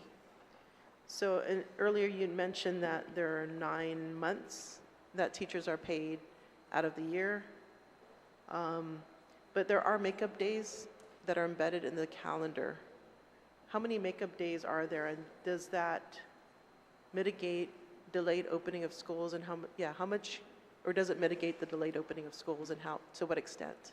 We still have 2 makeup days left in the calendar, should we need them. And this last year we did. No, but I'm talking about in total. How many makeup days are there in a calendar year? We have 2 flexible makeup days, the day after Thanksgiving and the Friday before Christmas.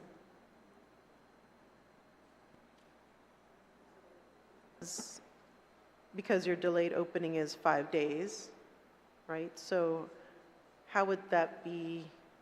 Would that require then overtime pay? No, what we're going to do, like what we did last school year, Senator, is we front-loaded the professional development days.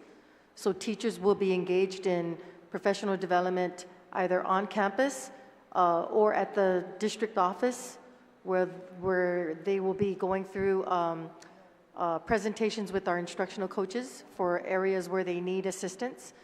And then the calendar committee, consisting of principals, one of our board members, and GFT representation, will meet to update the calendar. Okay. And so how many professional days are there in the calendar? There are a total of 8. 8 days. 8 days. So we're looking at using 5 of them. We're using 3 up until tomorrow. 4, 5, 6, 7, 8. Okay. And then we're basically going to use all 8. Okay. The issue will be November 5th, which is the general election. So we're going to have to use, well, it's up to the calendar committee and what we discuss in terms of how we're going to ensure that we don't have instruction that day, because 18 of our campuses are polling sites. Okay. All right, I think my time's almost up, so I'll reserve the next one for the next round. Sizos Masi, thank you for the Sizos Masi of Senator Perez, Vice Speaker, you're recognized. Thank you very much, Mr. Chair, for the opportunity, and I want to take the time to thank the panel members for being here. I did have a bunch of questions that I sent out earlier, so I'm just going to go ahead and get started. I'll do first with the Attorney General. Is he still here? Attorney General Moylan. I know that you answered a question earlier from Senator Roy Kanata and Senator Joe, if I'm not mistaken, but let me go ahead and reiterate some of the questions that I have, and hoping I can get some further clarification based on this proposed legislation. Does opening a school without public health's approval pose any liability to GDOE or the government of Guam, and if so, please explain. It creates a potential liability for the government of Guam, the people of Guam, and the monies that are in the general fund. That liability arises from negligence. The government has been opened up under the Government Claims Act for lawsuits involving that. I mentioned there's also potential civil rights liability, federal court type action that government officials can be sued for in depriving the students, the students, the teachers, staff, and visitors at these schools with an unsafe environment. That's the paradox that's been created by these proceedings, in my opinion, is that you're trying to legislate reality. You can't change the condition of the schools.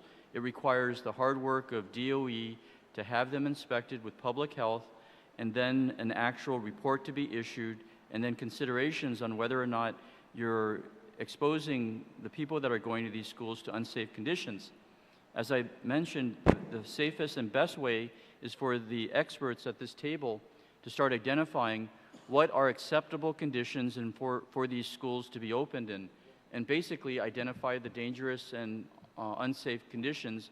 And those are the things that should be passed, that once they're inspected, and if those things come up, you can't open the schools. And it's a very difficult thing to say, because some of these schools, they won't open up, because if they actually do the inspection, it's going to take a procurement process in order to fix it. And obviously the senators, you senators have the ability to waive the procurement and do a direct purchase for some contractor that DOE may identify or the legislature might identify to provide immediate repair on certain things. So yes, Senator, that I believe is an approach towards this. Okay.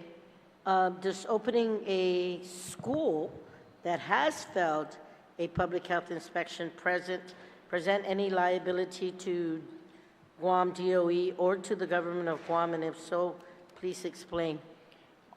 Yes, I do believe that it would create a potential liability. If you open in a school that has already been cited for dangerous conditions, you're basically making the plaintiff's case, in my opinion, that you've acted negligently, you've exposed people to potential harm. That would be the type of scenario that I would envision. Okay. It's almost an admission of the government. Okay. So what is the consequence for not meeting the 14 points of an adequate education? And if GDOE fails to meet the 14 points of adequate education, who ultimately is liable for the shortcoming? Well, you know, senators, you define to a certain extent the adequate education, and you're also faced up with the beginning of a school year and the irreparable injury that occurs when students are not provided the education in a timely fashion. Kids cannot wait for these education because, you know, life goes on and they need to get the credits in order to move on to the next phase of their education. So, you know, this idea of you have an opportunity to change to create an interim fix for the current situation. There's obviously there's an emergency, hence, you know, we're being here today. So my recommendation would be to focus upon getting the schools inspected, and not really dealing, you know, notwithstanding under the provision of law. Those are the magic words. So regardless of what the 17 points of the adequate education require, the legislature identifying for purposes of the next few months what will be acceptable to open a school and what will be unacceptable to open a school. We were talking about these protections on glasses and stuff like that for bulbs. When I went to school, they didn't even have that. You know what I mean? It's like air conditions. I had no air conditions in Father Duenas. You know, we all sat there and dealt with Guam's weather, which is beautiful to a certain extent.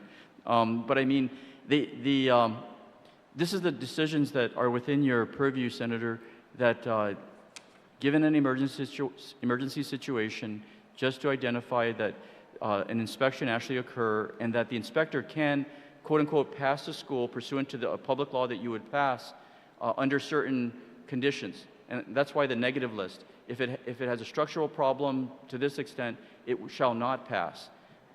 If it has you know, rodents in the school, it shall not pass until that's corrected. So that would be the formula in my mind. Okay.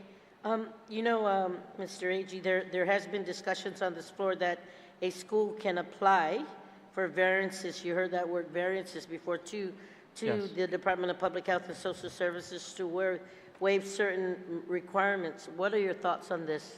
It's too bureaucratic for the time frames that you're looking at.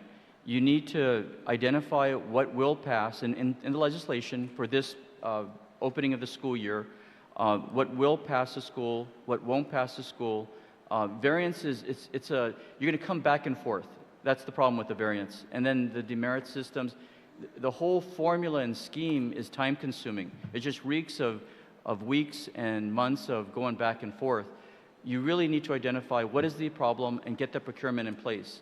And that's why the waiver of the procurement law, given some of the potential problems with some of these schools to open them, is important to understand.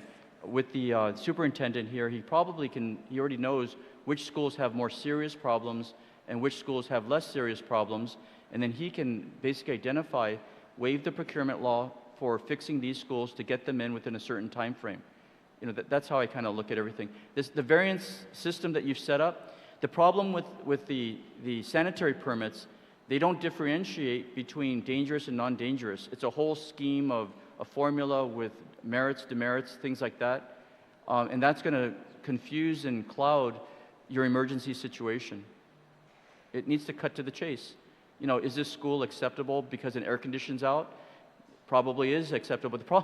Another problem is some of these schools don't have any windows. So you're going to be having kids roasting in classes. So that would be a scheme, again, that the professionals at the table can identify. You know, air conditions might be important, and it will not open unless these rooms have air conditioning in them, things like that. Southern High School, I've been there. They've got a lot of open windows there.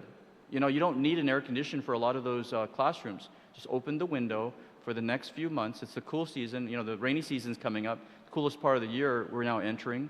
Why have an air conditioner that prevents the school from opening? You know, that would be the mentality. You know, just based on that, the reiteration of my next question was based on the questions about how does the Attorney General's office plan to support GDOE in mitigating these legal risk. And I know you brought up one or two. Are there any more other options that you could do to help mitigate the legal risk here? Well, this advice right now would mitigate the legal risk. Once the legislature identifies dangerous and non-dangerous conditions, you take away the cause of action. So if somebody tries to sue for the bulbs aren't working, or they don't have a special guard, or the doors are opening and closing the wrong way, in my mind, they're not going to prevail.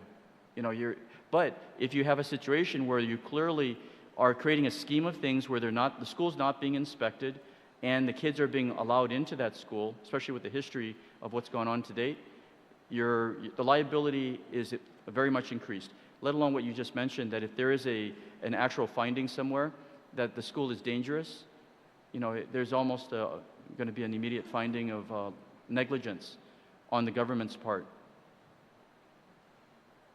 Okay, with that being said, what is the extent of the executive branch's involvement and support in addressing the emergency conditions in the GDOE schools?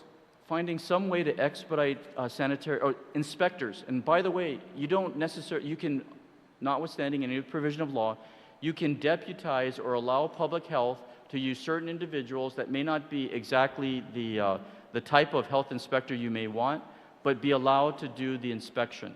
You know, I'm sure that they have people that are almost qualified. You know, there's ways to get around this.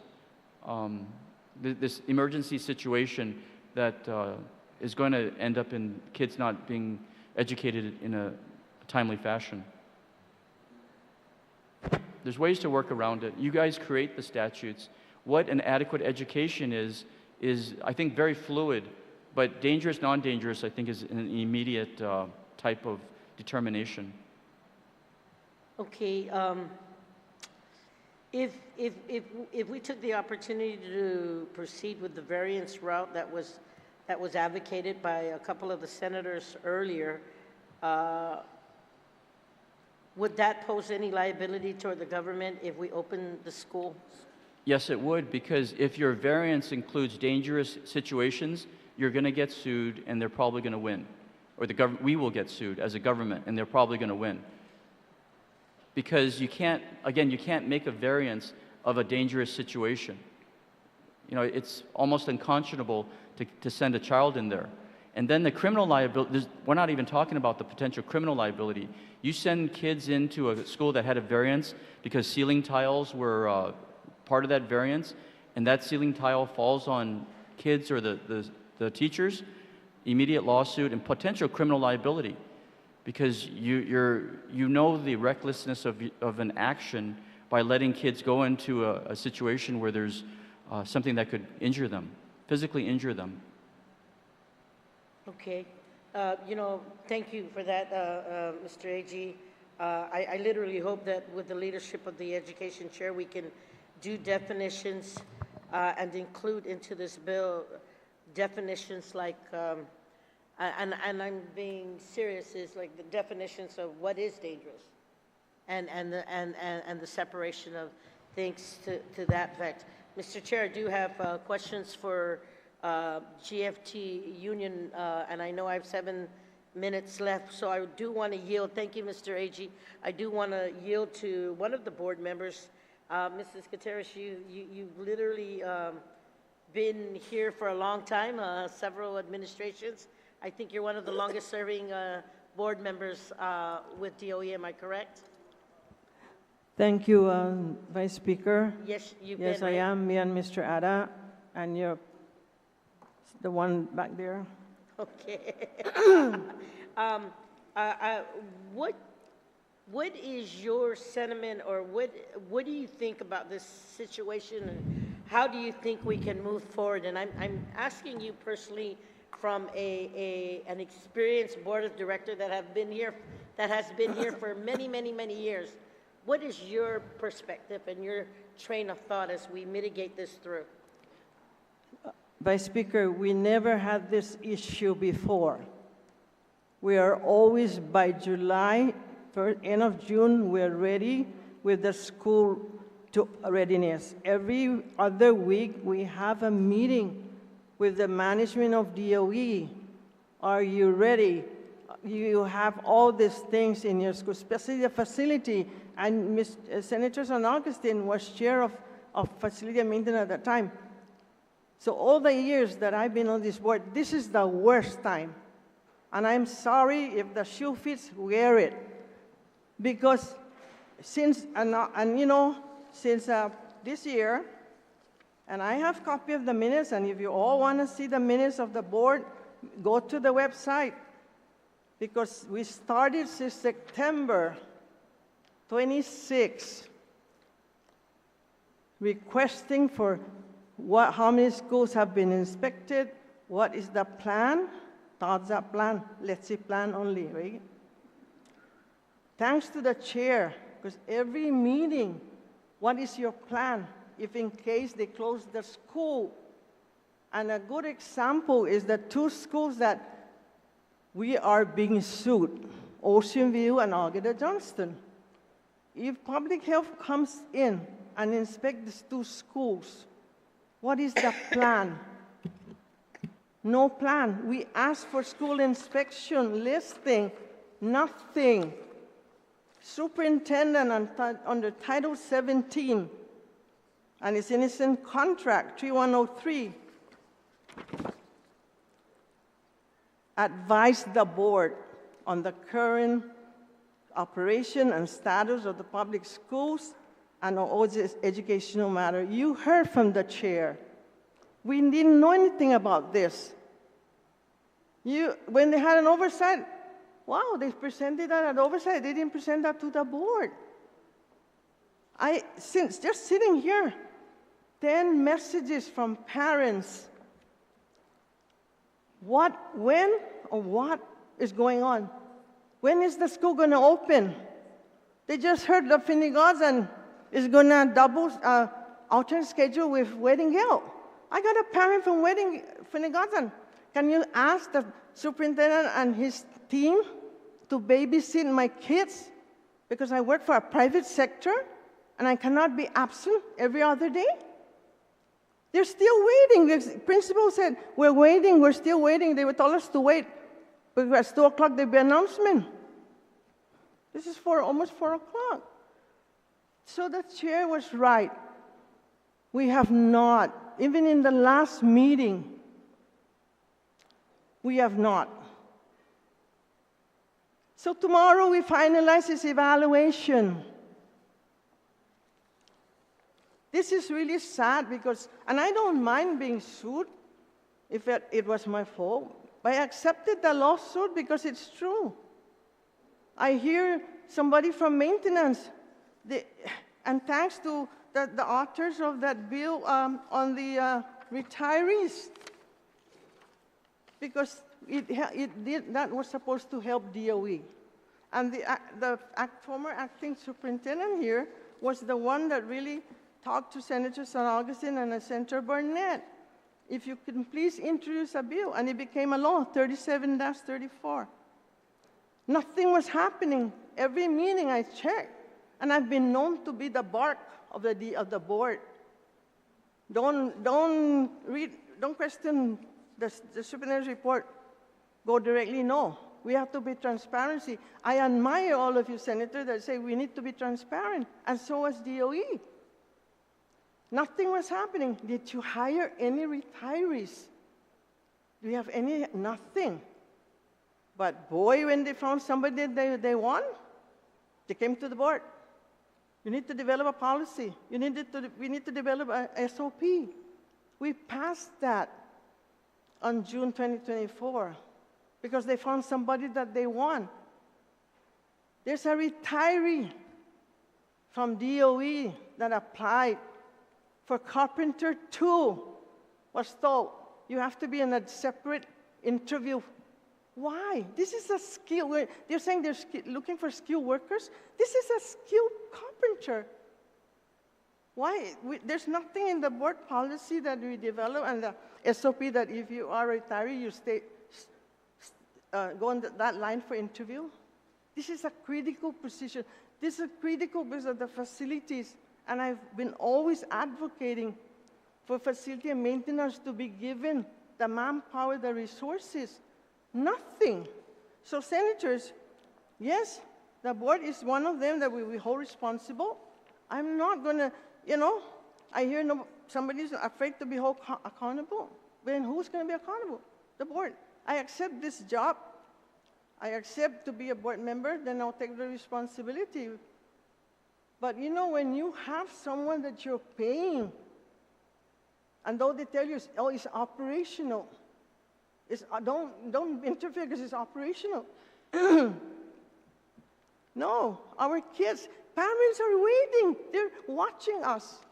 Is it true, Wedding Hill? I'm in Finnegazen. Finnegazen has 800 students, the largest elementary school. And when I asked about refurbishment, that school is going to cost too much to be refurbished. So it's too much to spend for our kids of Finnegazen. That's the largest enrollment. I just talked to the principal. As of today, 800 minus the Head Start. So a parent will call. What is this that we're going to double? We're going to have alternate with Wedding Hill. Who's going to be watching our kids? Because the Finnegazen is not on the refurbishment. You all knew the vandalism at Finnegazen 3 times. We didn't know until the media called me and Mr. Sablan. Do you know anything? No. And guess how much has been lost at that school? When I asked, it's about 20,000.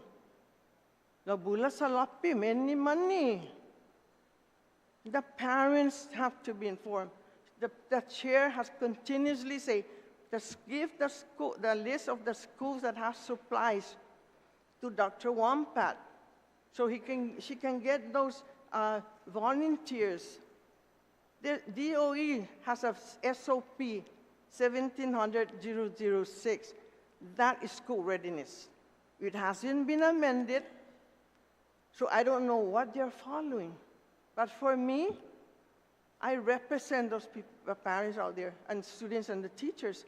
Teachers are being told, just last week, a teacher is in tears. I was told to go to another school. Why? This last minute thing. So if there's a failure, of course they're going to say even the board is failing.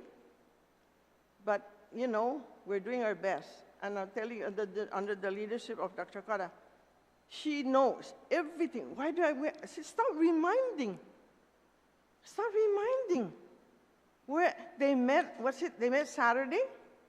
Whatever was discussed during that meeting, they had a work session. Somebody leaked out to a teacher. They sent us, is this the plan? I said to Dr. Kara, Mr. Sablan, do you know anything? He said, no. Well, somebody in that room I don't know who, because I didn't participate in the work session, neither Dr. Kara or Mr. Sablan. So senators, we all care for the safety of the kids and even the employees. Roden, I was there when that dead rat was in Finnegazen cafeteria. And somebody said, why do you have to say it out? I said, I don't hide anything. Our kids, our parents out there, all of us, they're blaming you. All of you are being blamed. What is the senators doing? What is the board doing? What is the administration doing? What is Dr. Wampa doing? You know, what is public health doing? They're doing what they have to do. But DOE, superintendent, and his management team has to move faster. They have one whole school year. Every meeting, we ask update. Every meeting, you know, it's in the website, the minutes. I ran out of ink at my house. I wasn't able to print all the minutes. It's there. What's the backup plan? If school didn't open. Just, you know, these few days that they said that we might not open. This morning, I heard, oh, we're going to move for about 10 days. Then somebody said, where's the press release? I said, they're still trying to find the language to put in there. So people are watching. Now they know that it's not going to open on August 8th and August 15th, but the parents are wondering, those parents that are not able to have TV at home or don't have internet, they don't know. So for me, the safety of the kids and who to be held accountable is that site. That site. I recall way back when Attorney General Limchaco closed the school because it was unsafe for the kids. And so it's just, you know, I watched your session last week. I make sure I watch it, and I listen to it. Some of the information that's been given, where? Where's the data? I see this inspection. Finnegassen had 41 demerits, and that's the school with the highest enrollment. I'm not going to say, you know, focus that, but why was it not on the refurbishment? Up to now, we don't know what other schools are on the refurbishment because we were told we cannot tell you that. We're the board. So if they're going to blame the board, there's a lot of things that the board does not know. There's a lot of things. And you heard it from the chair. We don't know. Ask. So thank you, Vice Speaker. Thank you, Madam Board Director, Mrs. Gutierrez. And, you know, really an eye-opener. I think there's more collaboration that's needed with bringing all the members to the table because they can't say she said or he said that and she or he said that, right? But I did have another full line of questionings, and with my time, I'm first going to go to the union, and then if I have time, I can do follow-ups with DOE, but especially as it relates to the plan of action to how to communicate with the parents regarding the status of the school readiness and any changes in the protocols or schedules, which I'm hearing may be an issue of concern that full information is not always presented up front. So to GFT Union, what is the sentiment of GFT membership in terms of working in a school that has not been inspected? Can you speak into the mic, Mr. Sure. You know, we want our schools to open safely. No one wants to work in an unsafe environment. And our teachers, our students, our school community should not have to be in an environment that we've deemed not safe to open ever. Now, with that said, with the recommendation from the Attorney General, maybe we need to come up with a list to see what makes a school dangerous and not dangerous. If a school is not dangerous, by all means, let's hurry up and open up these schools. We want our teachers. Teachers are texting me, messaging me, saying they want to be in the classroom when they are supposed to be in the classroom. We have assessments at the end of the year. Some assessments cannot be moved, like the advanced placement assessments put in place by the College Board. It becomes a moment of pride, of island pride, national pride, when our students do very well in these exams. We need to have that face-to-face contact time with our students to make sure that we have the best expectations for our students. And so any type of delays to the start of our school year, we absolutely hate that process. Having our professional development days being pushed to the beginning. That disrupts how we analyze data throughout the rest of our school year. Professional development time is not always about developing our teachers. It's also a time to coordinate and dialogue with our colleagues at different schools to make sure that we are fine-tuning our needs to best address our students. So any type of delay, again, we really oppose it. So having the superintendent come out and announce that we're starting on August 15, yes, we're moving professional development days around. We're not losing instructional time throughout the rest of the school year, but again, we will end up using professional development days, work days, possibly after the assessments have been given out. And so this disrupts our school year. We haven't had a school year since the closures due to COVID-19. We haven't had a normal start to a school year since then, and we're already halfway through 2024. So again, we want the normality of having a decent schedule. Thank you. Then the next question is, what is the sentiment of GFT membership as it relates to working in schools that have failed a public health inspection? We want transparency. When a school fails, we would like to know why a school had failed. Now, hopefully with the recommendations given by the Attorney General, going back to what schools are considered dangerous and should close, which ones should not close, I think we could go through that list of permitting on a separate basis. We just need the schools open as soon as we can. How is GFG addressing any potential impacts on teacher morale and job satisfaction? You know, we work school by school. Different schools have different school cultures. And what I can see quite uniformly is that all of our students want to be there face-to-face, maximizing our instructional time. We do not want double sessions. We do not want an alternating schedule. We do not want online schooling. We want to give our best efforts in preparing our students, and that would be face-to-face time for all of our students all the time. Then what are the specific actions can GFT take to support teachers who are concerned about working in uninspected or inadequately prepared schools? To have transparency as to why the schools have received their demerits, what action plans are being done to address those demerits, to give us a timeline. We have schools that do not report out a timeline to the school community. We do not have a list of deficiencies posted on the school websites, on DOE's websites. So we just want more transparency. Is there anything that the school community can do? We have parent-teacher student associations, PTOs across the different schools. Some individuals would like to volunteer and see if they could address some of our issues in the schools. Again, they'd like to know what the demerits are, and in that transparency, volunteer their time. We shouldn't be expecting parents to come in on a once-a-month type of meeting to find out the deficiencies. That should be posted somewhere so we could have volunteers rise up if they, in case, don't attend a monthly meeting.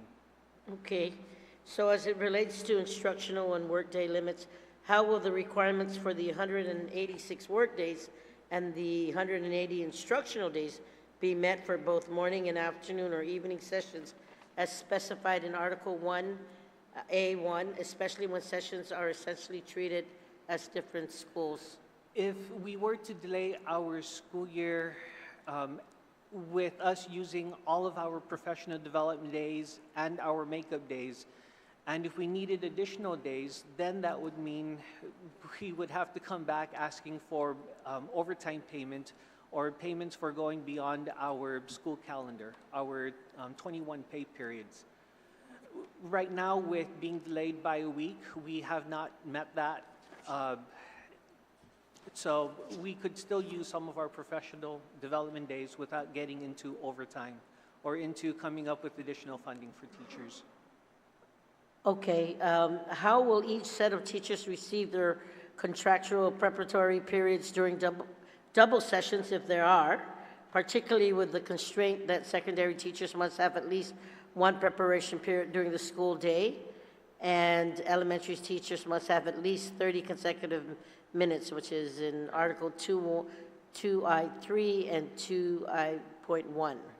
So we do work hand in hand with the school administrators. Each school site does have a school steward, and if not, someone from GFT makes contact to ensure that we still have preparation periods and lunch times for, and break times for our school staff and our teachers. Okay, how will the plan to implement they did say there wasn't going to be any double session, but in the event there was, Mr.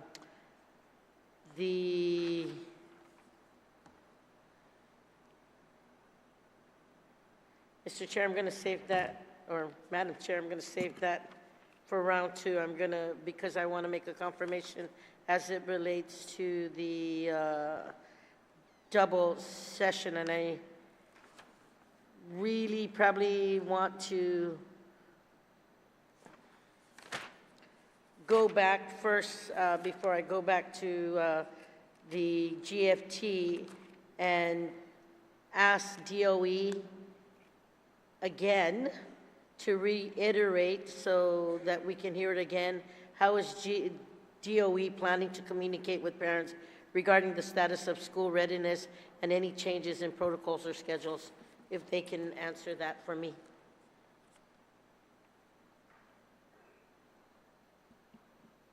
There was a talk about communication. I'm not sure on I both sides. understand the question. So as things are going, and as we have everybody here on the same table, and some are saying they're just hearing information for the first time. We've been in an emergency session since last week, and there seems to be a different perspective coming from the different organizations are up there. So my question to you was, how is GDOE planning to communicate with getting information out to parents regarding the status of school readiness and any changes of protocol or schedules? How are you doing it? How is it being done? How is it getting out there when there's a lot of questions being asked to the Board of Education that we don't get information from ABCD? I'm just bringing that out to perspective. I don't know how much more clear I can get, Mr. Director. Mr. Superintendent. I'm just, what are you doing now? Well, first of all, this has been a very fluid situation over the course of the last week. Yes. And one of the things that I don't want to do is put out inaccurate information. That just causes more concern. So at this point, we have put out an official notification in terms of a press release about the change in date. In terms of which schools are going to be impacted and how, really depends on the outcome of this process, because it's a matter of inspecting the schools. Now, we know the sequence that we're going to inspect schools. We can publish that. In fact, it's been provided in enough places that's probably already out, but we can publish that information. But the eventuality of a school closing and the impact, we've just finalized where we would put students if their school had to be closed. And so that information has not been released. We just finished that today. And we needed to have the extra, one of the reasons for moving the start date back a week, to have the extra time to communicate with families, because this does have impact everywhere. And the question is whether or not 1 or 2 schools close, or if 16 or 17 schools close. That's a significant impact. But I don't want to raise the level of alarm about that unless it's necessary. But the tools we have are direct communication from principals to all their parents, and we can put out consistent information from our headquarters office as well that blankets the system.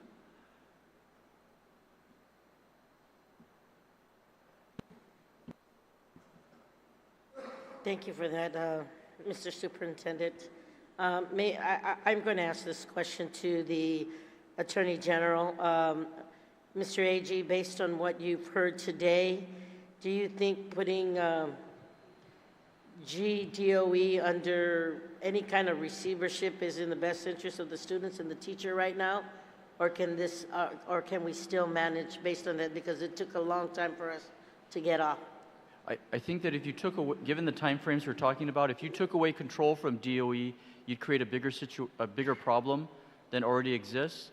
I think that if you brought in maybe DPW, their chief building inspector, you know, they have a group of inspectors also, because we're talking about facilities type of issues for an actual dangerous situation. And then you have that other part, which is the health issue, which public health is here right now. So I would not recommend pulling DOE out of this. I would, though, if you just spelt it out for them. This is the same situation we were in a year ago when we were in court with Judge Iriarte. The AG's office, because the government of Guam supposedly was sued, was able to provide an option for the plaintiff there for a consent decree. And we spelled it out on what we envisioned in order to get the schools into compliance, that sort of thing. But then the plaintiff pushed us out of the case and said they didn't want to sue the government of Guam. So you've had DOE and the plaintiff in a lawsuit, I think, that's still continuing, which is the worst case bureaucracies that I'm kind of talking about. You guys are trying to open the schools quickly. DOE is critical because they have all the information.